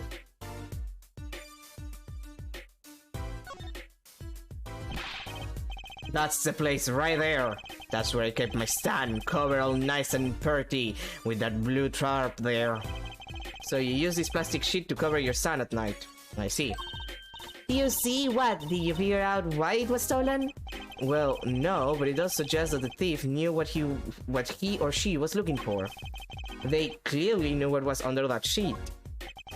So it wasn't one of those casual drive-by stand snatchers, you mean? Not bad, sonny boy. Not bad at all. Whatever you say, my dude. Is this yours, Mr. Eldon? Hey, that's the hard-on soul of Eldon's noodles. If all absorbs my salty soup, pretty soon it's gonna taste just like noodles. Wow, it does smell like noodles. Oh, my other bowls got taken away with my stand. Get it back for me, sonny boy, I'm begging ya. Well...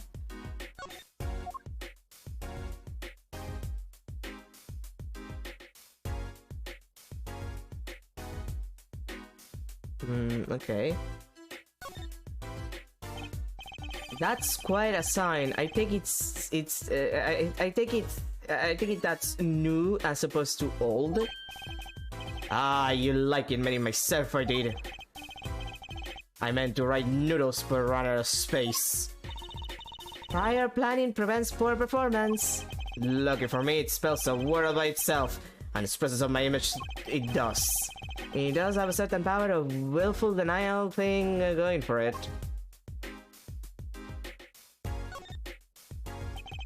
It looks like the old drum is connected to that sink over there. Collecting rainwater to do the dishes. How environmentally conscious. You don't think he uses rainwater to cook his noodles and to make the broth, do you? Oh, I'm sure he finds the best water money can buy. It's easy business, you know? Look, that sign over there. Eldon's only uses water from all natural sources. I think I'll take a rain check on eating here. I mean, as long as the water is collected, like, rainwater is safe.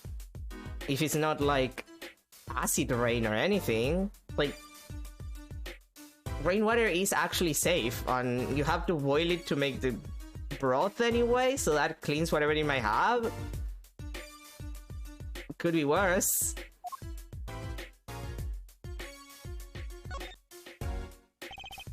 There's a handwritten sign here. Save the light. Save the light indeed. Mr. Eldon's house is practically in the dark here.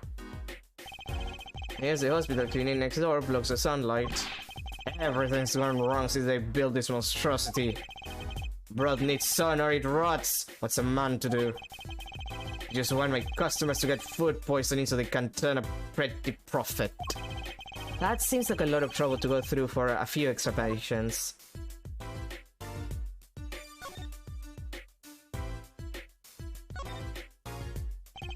I don't understand if there was an ambulance outside, but a police car? Maybe they're tax evaders.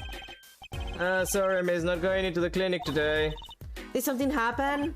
Oh, no, nothing to see here. Move along. You'll have to find someplace else to play doctor. Do we look like the right age to be playing doctor? Need a little more info on this Meraktis clinic. You could ask Mr. Eldon, he is the neighbor and all. I should check out that garage. What if the thieves who stole my panties is still in there?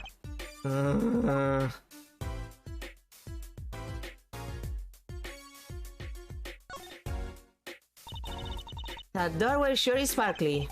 The Merakis clinic, huh? Looks more like a casino parlor than a hospital. It must be quite profitable. Funny, it looks close. Maybe they're on vacation today.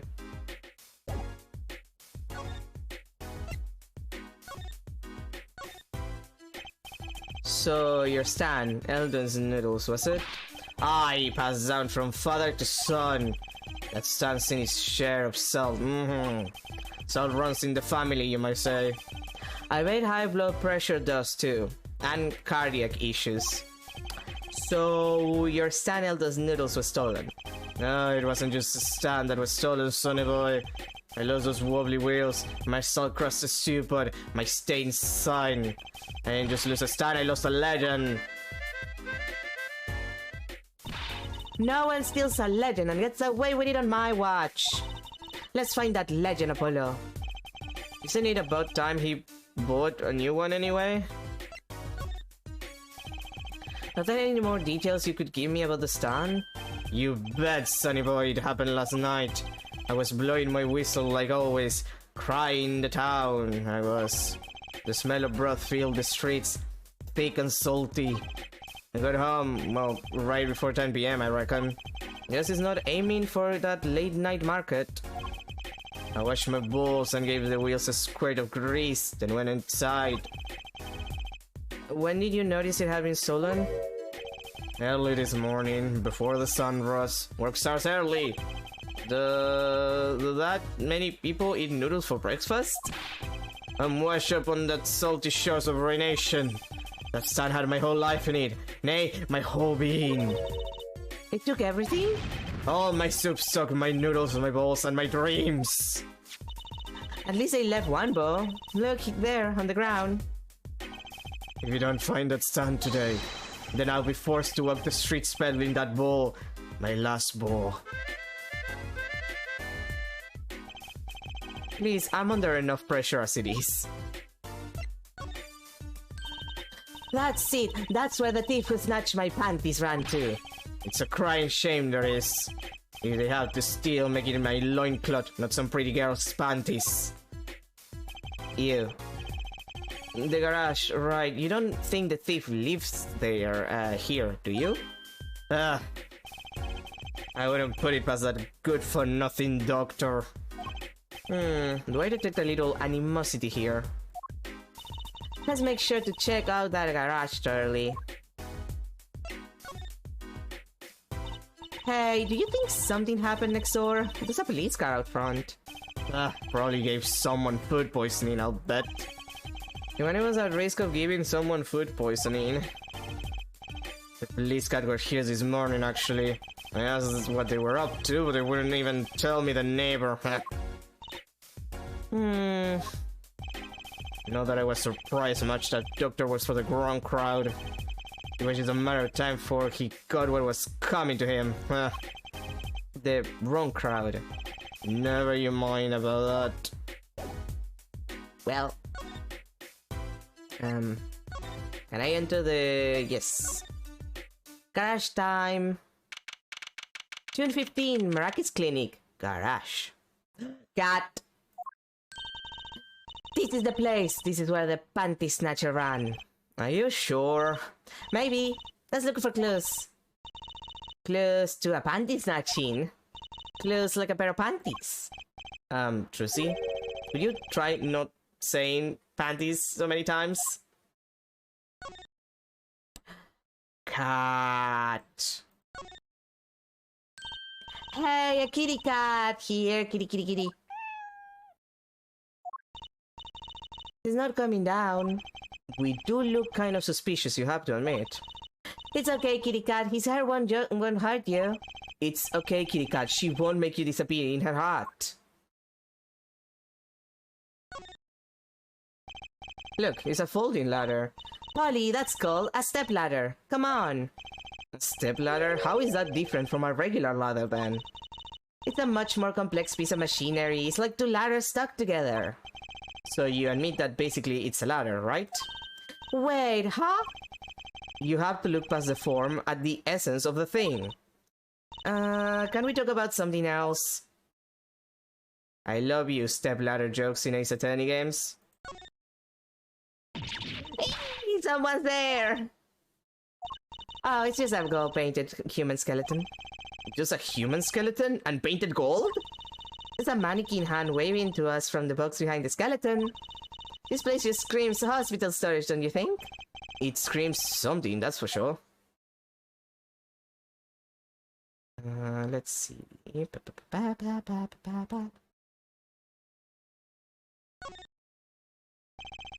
There's something about this car. Oh, really? Isn't that thing? Okay, fine. Let's take a closer look.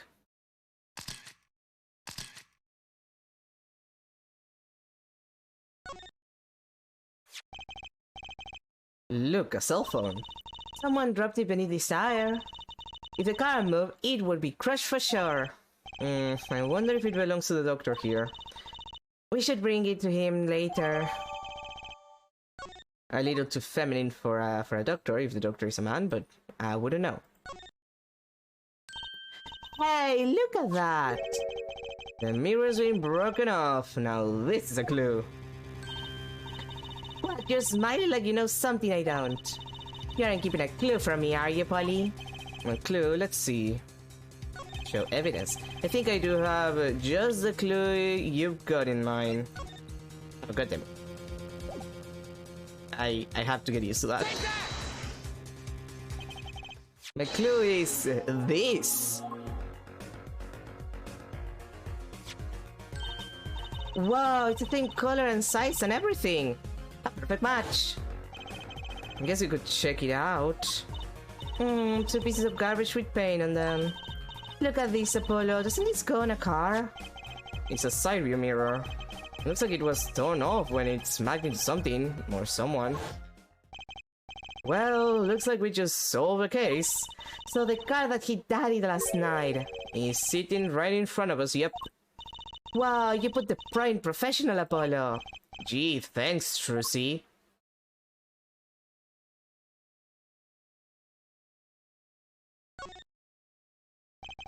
That reminds me, I once read a record of a case that Mr. Wright worked on many years ago.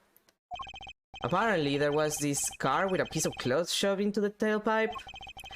That piece of cloth turned out to be a vital clue to solving the case. Wow! I remember that case record whenever I'm checking out a car. And I always check the tailpipe. Everyone's gotta have a hobby, I guess. Wouldn't it be funny if... Hey, there's something in there. What? Wait a second, are these your... Ah, my panties! What? Already? Well, thank you, Apollo. You're a genius. Amazing. No, really, don't mention it. No, I'm serious. I'm really impressed. You must have a nose for finding Daryl's panties. What are those? My little panties, of course. They've come home to Mama. I can't wait to use them. You're going to put them on now? Watch closely now. See? Nothing in the panties? Ta-da! Whoa! Where'd that come from? How did that ball get in your panties? My panties are an extra-dimensional space. Anything can fit in there. They're my magic panties. It's one of my best tricks. Magic panties? They love them over at the Wonder Bar. I do shows there nightly. You mean those panties are a prop? You could have told me a little sooner! This is panties. Well, that's one case close at least. What are you saying? We still have to catch the sly devil that ran off with the tool of my trade. Right. Apollo! Oh, what is it? Now that we've solved this case, we should go report to Daddy. He'll mop if we leave here alone too long, knowing him. Okay. He doesn't seem the type to mop, though. And this is hardly a case worth reporting.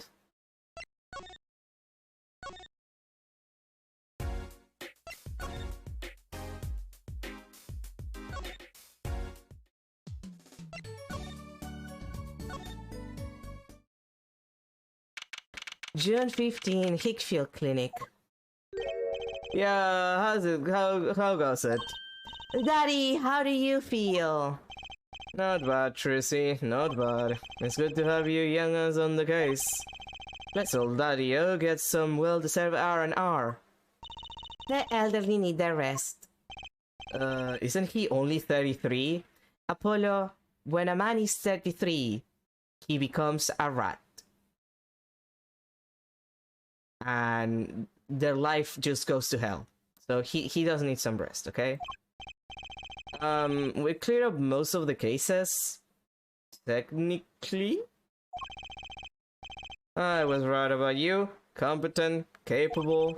Tell me what you found out if you want to. Your enthusiasm is overwhelming. Well, I certainly didn't expect you back this early. Paul is amazing. He found my panties so quick. Almost like he was the one who stole them. You have an interesting concept of praise. And did you find the mad driver who gave me that 30-foot toss? Apparently, it was a doctor from the Maractus Clinic. Maractus, huh? I've heard of him. Nothing good, man, you. That reminds me, a police car was parked outside the clinic. Maybe something happened. What is this Maractus Clinic, anyway? Well, I heard our rumors. That clinic's been making good money, in a bad way. Bad? Ties to organized crime, the Kentucky family. The Kitaki family. He did that on purpose. Some injuries you can't take to a public hospital, see? They use the Maractus Clinic for the patch-up jobs. Interesting. It looked like something had happened in that park. Her body was found there in unusual circumstances. Something more unusual than being dead? It's not our concern in any case. Right, let's ignore that and find that noodle stand. Whatever happened to professional curiosity? Thanks, really. If I get tired of sleeping, maybe I'll head down to this Maractus place. Maybe hit him up for some reparations. A little legal action would do me some good. I was wondering when I get paid?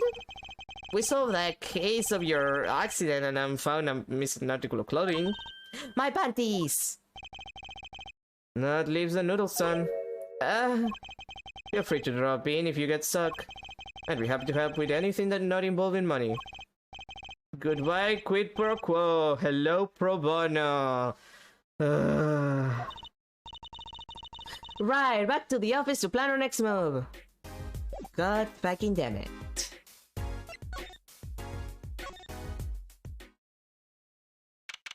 June 15. Write anything, agency.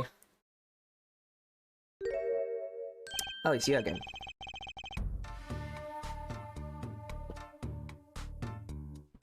Excuse me, I'm just gonna finish my coffee. Ah, that was good coffee. You're the woman from the Kitaki place. Yes? I knew it! Something's the matter and you want our help, right? Well, you come to the right place. This way, please. Thank you. My name is Alita Tiala. I have a request. Your request? Let me guess, something's been stolen? Your flyer. It says now defending, so I thought... What? You mean you want me to defend you? Me? Maybe you can tell us what happened? Were you hit by a car? Did someone steal your sand? Or your panties? No. I'm not the client, actually. The client would be my, well, my fiancé, I suppose you call him. Fiancé? What happened to him then? He was arrested this morning. The charge was murder. Murder! Have you heard about what happened at the park? So, what's your story? You frequent the Kitaki mansion, yes? Are you a member of their, organization? No, not yet. Not yet? You see, I'm to be married next month to the boss's son. The boss's son, so he's a gangster. Yes, but the Kitaki are locally responsible gangsters. I thought it'd be nice for a change, quit my boring job, live a good gangster life. I think you're onto something. Miss Kitaki, I like the sound of that. I'm not sure your daddy would care much for that. What happened? I haven't been told the details, but I do know a body was found in the park near the Kitaki mansion. There were a lot of police cars there. Apparently, the victim was shot with a pistol, but I heard the circumstances of the shooting were rather unusual. And your fiancé was arrested for this. What sort of person is your fiancé? Your fiancé is the Kitaki family's only son, correct? His name's Wookie Kitaki. I brought a photo. Ah, hi, you adorable little boy. Well, that's quite a photo. I know. Oh, he can be powerful and menacing, but so cute. But if he's a boss's only son...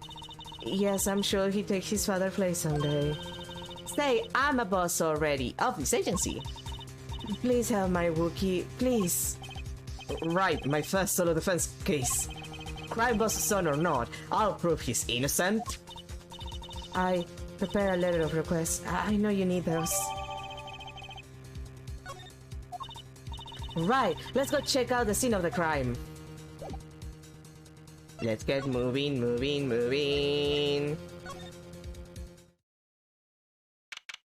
June 15, Kitaki Mansion. Oh, hi, motorcycle that belongs to Clavier Gavin. Everyone's farming German. So this is it. My first murder crime scene. Because I didn't check the one for the first case in person. Hi, it's you kids again. Look, can you find some other place to play? We're not playing. We're investigating, aren't we, Apollo? Sir, I have a letter of request here. Letter of... Huh. What does it say hit request on it? Miss Tiala must have used the Kitaki stationery. Okay, I know this is Clavier. What the fuck do I do with this guy's voice? I can't do a German accent. I'm so broken about this. I will never recover about the fact that I'm incapable of a German accent with the German character. Well, I'm incapable of most accents, but this is painful to me. Excuse me, coming through. It's you, Mr. Gavin. Who's this guy?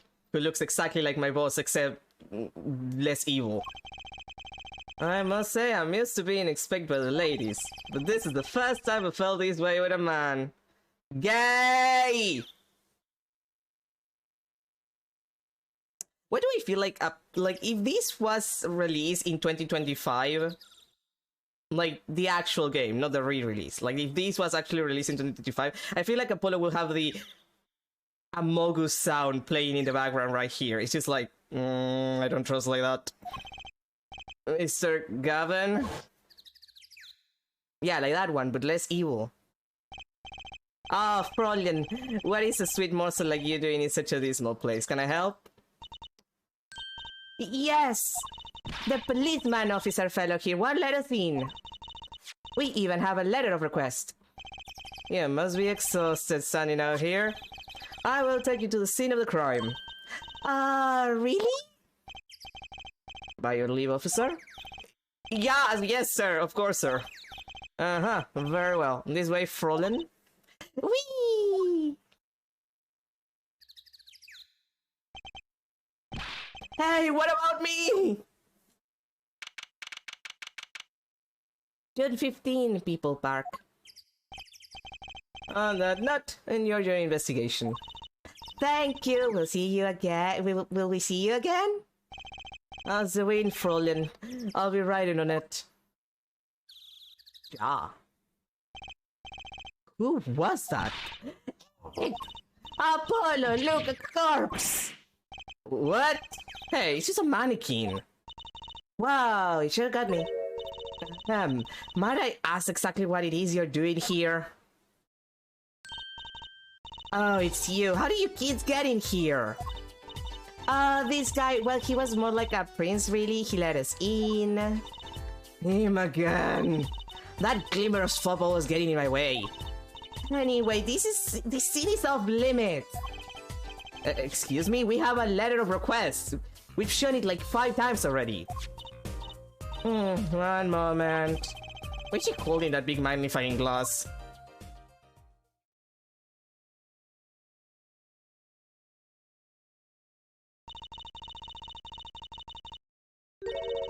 Can't recognize the handwriting anywhere. Scientific analysis says this was written by a little Tiala.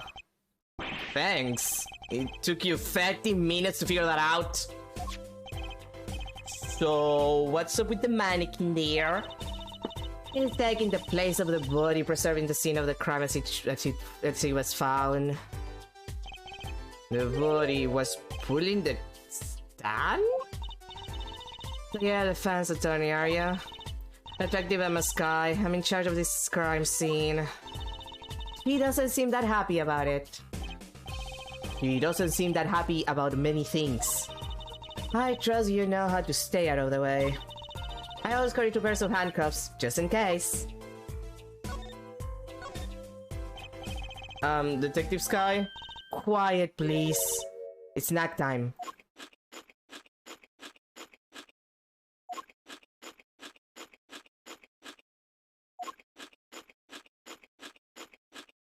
Me when it is snack time as well?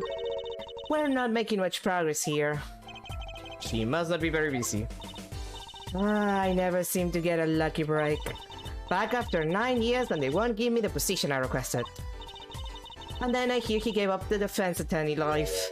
He? Who's he? An ex-defense attorney? Detective Sky? Quiet, please. It's snack time.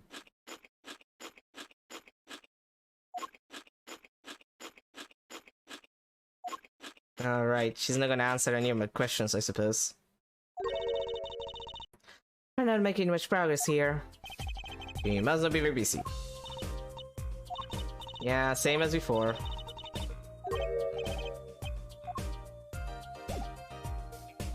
Let's see, I have nothing of Phoenix. Okay, fair. I guess we're examining the scene. Ah, yes. Menu. Ramen, ramen, ramen. Rice bowl.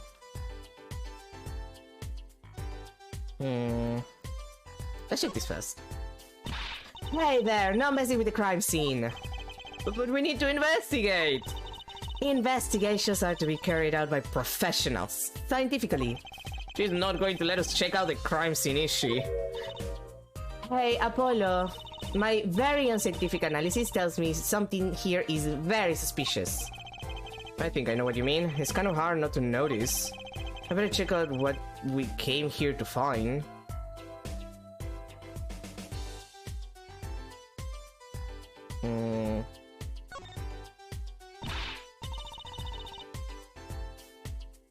There, no messing with the crime scene. But we need to investigate. Apollo, look, that sun. It says Eldun. I've noticed. Well, we've solved the case of the missing stand at least. The circumstances could stand to be better. I guess we're gonna have to talk to Eldun then.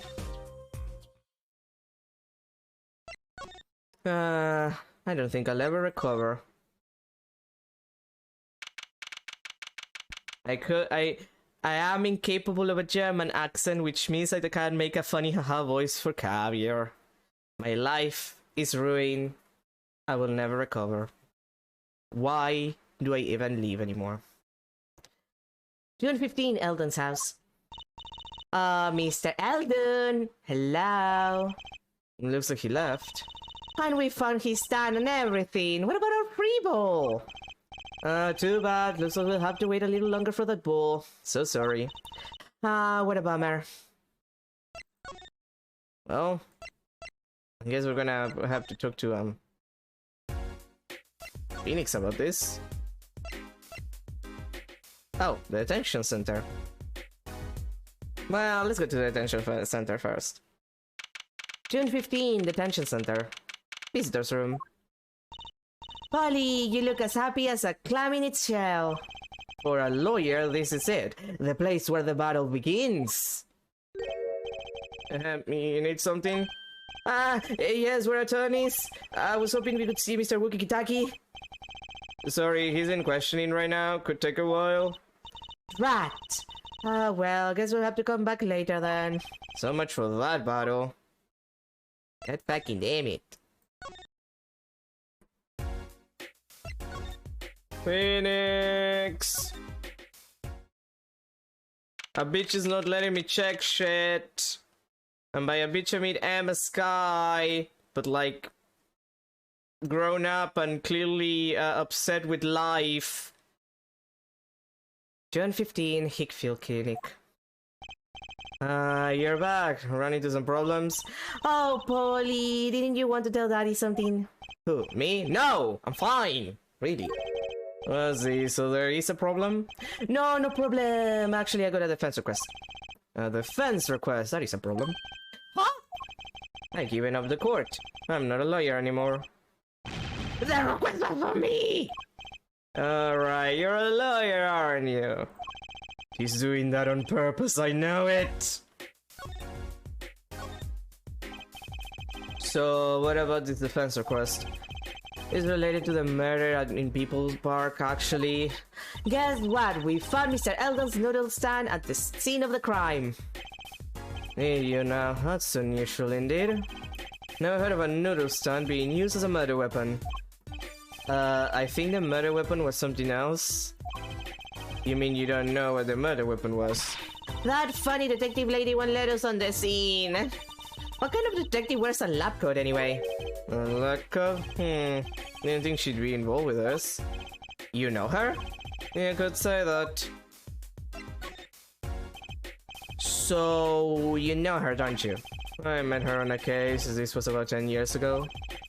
She was still a high school student at the time. That would make her about the same age as me. That's my daddy. He knocks all the police types. Oh, wait. Maybe you know that other guy, too. The other guy? That shining prince of the motorcycle. Prince? Mysterious prince. Apollo, tell me about this Prince of Truces. Indulge a concerned father.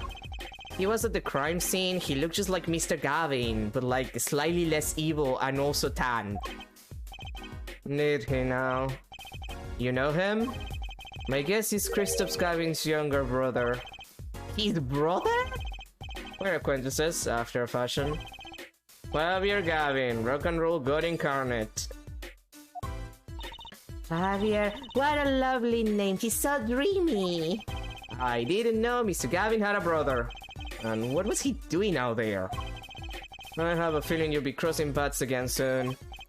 Now, what was the problem again? Having trouble investigating the crime scene in the park? Yeah, that detective woman would let us. Go to the office, and on the soaked up hat, you'll find a bottle of white powder. Try taking that to this detective. White powder? I hope it's not what I think it is. Phoenix, have you been doing crack? Have you been doing the crack cocaine? Just take it to her. You'll be fine. You'll see. Oh, and tell her I said hi. It better not be crack cocaine, Phoenix, right?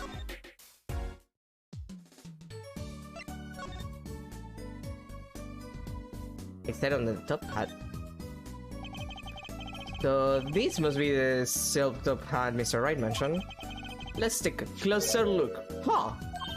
Wow! You know this is, Rosie? I remember finding some in Daddy's dresser when I was little. I thought it was sugar, so I licked it. He got mad at me. This is getting more and more suspicious.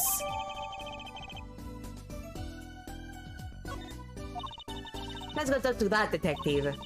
She's sure to know what that white powder is.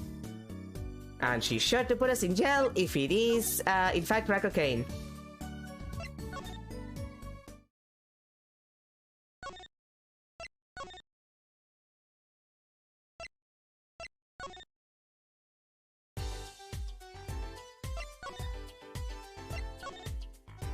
Oh, I forgot. I keep double pressing because that's how you used to do it. You have to present it. Does this ring any bells? Ah, is that... You couldn't. Where did you get that? I brought it from the office. You work at the Right and Call Law offices, yes? Yeah, sort of. Detective Sky, how do you know my daddy? The daddy? I'm sorry, who did you say you were? Trucy Wright, Phineas Wright's daughter. What? Mr. Wright has a daughter? You seem shocked. Well, if you're Mr. Wright's daughter and his apprentice, then I'm available to help you in any way I can. Oh, thanks? You can start by not calling me Mr. Wright's apprentice. This powder is used for detective fingerprints. Fingerprints? I guess you might call it a memento from the time I spent with Mr. Wright. White powder memories. Yeah, that does sound like crack cocaine. If you find any evidence with fingerprints on it, please let me know. Well, just for prints. Well, she's quite the eager bearer all of a sudden. Time to examine. There's got to be a good clue or two around here. You and your trash cans. Go ahead, knock yourself out. Please, can you see I'm doing my... Huh. Look, another pair of underwear? Whoa, Apollo, you're a genius at finding panties. Stop saying that. Wait, these aren't... They're not mine. Could this have been stolen too? Suspicious. Knife? It's a knife. A sheep, to be precise. Oh, lingo. The defendant, Wookie Kitaki, is the son of known gangsters. The police are assuming this belongs to him. Wait, but wasn't the murder weapon a pistol? Oh, look at this. There's a handprint on this ship. A handprint. Then there might be a fingerprint. Let's investigate. Right, first choose the fingerprint you want to examine. Choose a fingerprint? Look closely at the handle. See, there's more than one fingerprint there. Those black spots. That's right, pick the one you want to analyze. Well, the one that is, you know, the largest. Alright, I have to, no, not that. This is a little, weird. Right, let's get detective. Oh, she's practically glowing with excitement. First, sprinkle some aluminium powder over the print. In a press of space, like this, see?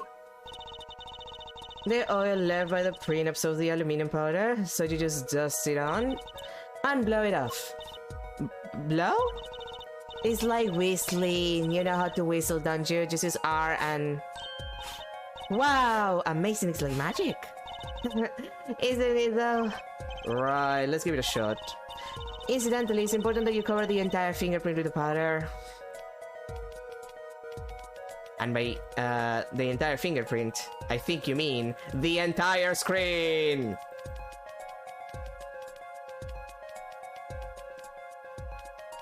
Oh, really? I can't get lower than there?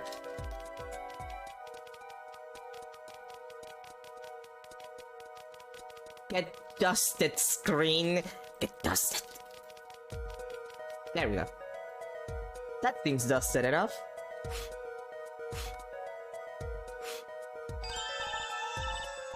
Cocaine!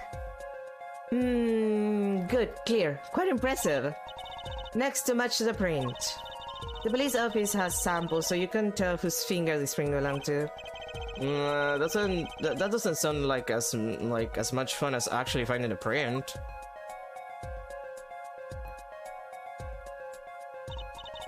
Okay, pick the person whose print you think it is. You probably have a good idea whose knife this is already.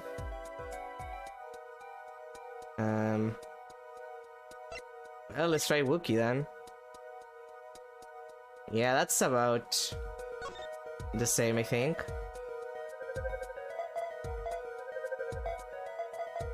Well.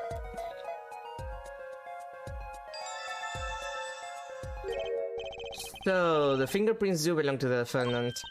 Yes, isn't it amazing? Ah, the power of science. It's my life. Apollo, she's sparkling. And I'm dimming. Look sharp, Spirit Sub. The real fight is yet to come. Chin up, Polly. The trial hasn't even started and I'm already losing.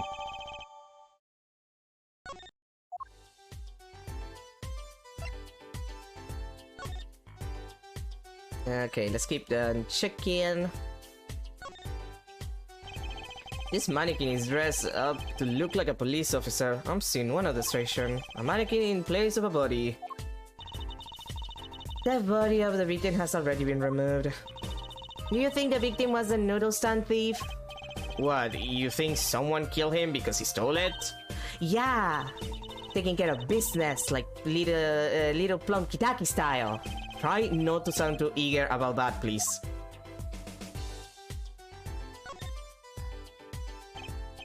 And this is Mr. Eldon's noodle stand, obviously. It does say Eldon in big letters, doesn't it? And that mark on his paper lantern there looks familiar. It's going to be a little weird telling him what with the corpse and all. Anyway, that wraps up 3 of our cases. That's right, congratulations, Apollo! And leave us with one case that's worse than all 3 put together. Murder. And I think that's all. Oh, the tarps. Blue tarps have been placed on the ground around the stand. Apollo, I bet the victim was going to have a picnic here. I guess he could have eaten all the noodles he wanted. Don't touch those are preserving the crime scene. Oh, I guess the police put those tarps here after all.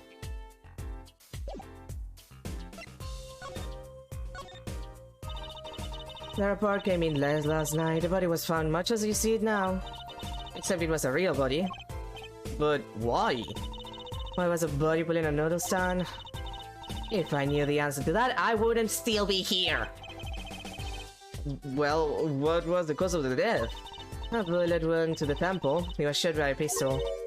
A pistol? Not the easiest thing to come by in this day and age. Unless you're a cop or a gangster. Incidentally, the victim's name was Paul Meraktis. I just received the autopsy report, in fact. Ooh. I mean, really, what's up with this case? It's enough to make me want to run off, pulling a mysterious noodle stand behind me. Not so mysterious, actually. We should tell her, Apollo. After all, we know where the stand came from. Unlikely story. I didn't come here to play games, you know. Actually, we do know where this noodle stand came from. The noodle stand's owner is this guy. Take that! Who's the old guy? This is the proprietor of Eldon's Noodles, Mr. Eldon himself. He's famous in this part of town. Not bad. I guess Mr. Wright picked the right kids for the job. That saved me a lot of work. Thanks. What sort of person was the victim, anyway? You mean, what did he do? He was a doctor. A doctor? I'm starting to see a connection here. Who, me? I'm just a supervisor for this crime scene. Detective Sky. I was out of the country for a while. Came back to be a forensic scientist. Oh, were you studying abroad? Something like that. I was studying in Europe. Forensic sciences, mind you. But when I got back here, they threw me in criminal affairs just like that.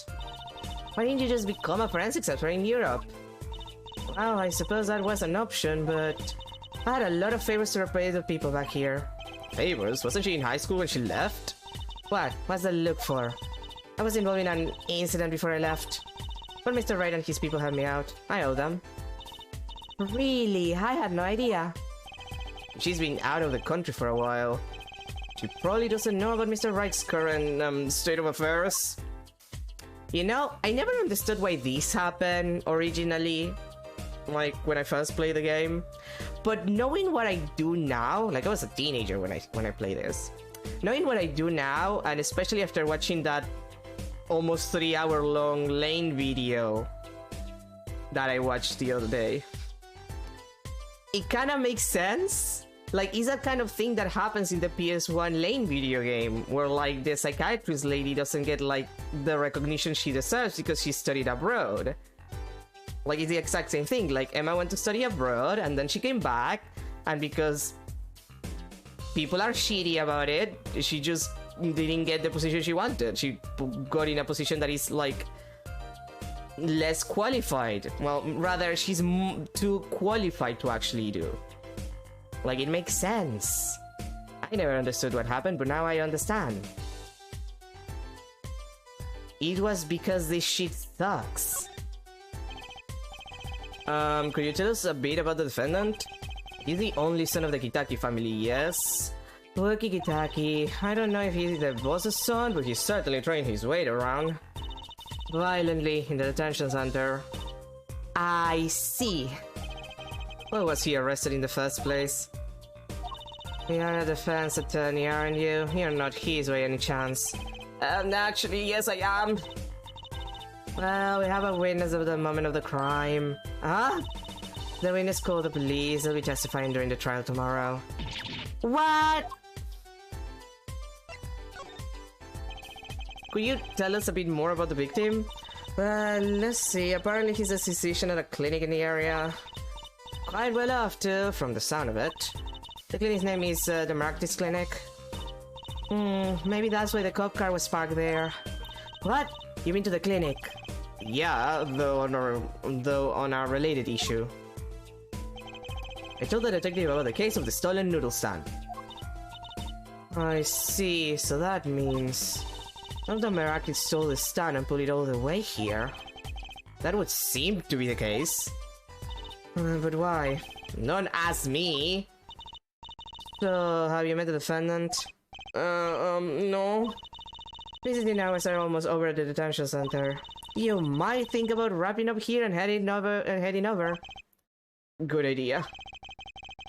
I don't know what good it will do. We have a witness and a knife with prints. I'll mention I got a bad feeling about this. Don't worry. It's like a right tradition. Some traditions I can live without. That is gonna be everything for today. Because we are in fact over time. Like 5 minutes. I just wanted to finish checking the demo.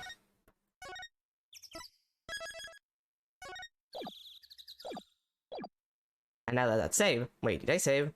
Wait, I'm gonna save again, just in case. There it is. Now I feel safer. Now it's safe. And now, we're gonna end for today! Apollo Justice, my beloved. We're back! We're back and we're fine! God, I love this game. Anyway, thank you everybody for being here. I don't know, I'll play something else tomorrow. I don't know what. Maybe some more Little Witch in the Woods. I feel like doing that. It could be anything else. It could even be a brand new car. I don't know. We'll see. And on Monday, we're continuing, because I have decided to play all of the Ace Attorney series against my better judgment. I am going to play something after I finish this one, because I want to emotionally prepare myself for the rest of the trilogy, which I've been told is not good. But well. Anyway, again, thank you everybody for being here. Have a good rest of your day. A good rest of your weekend. And, well, the weekend, I still have another day to go. And I'll see you tomorrow for something different. I'm still salty that I'm incapable of accents, because I wish I could give Claudia a German accent. I know he's probably fake German, but still. I'm just so hurt, so damaged by this knowledge. So in pain. I don't think I'll ever recover. Ah well. Bye everyone.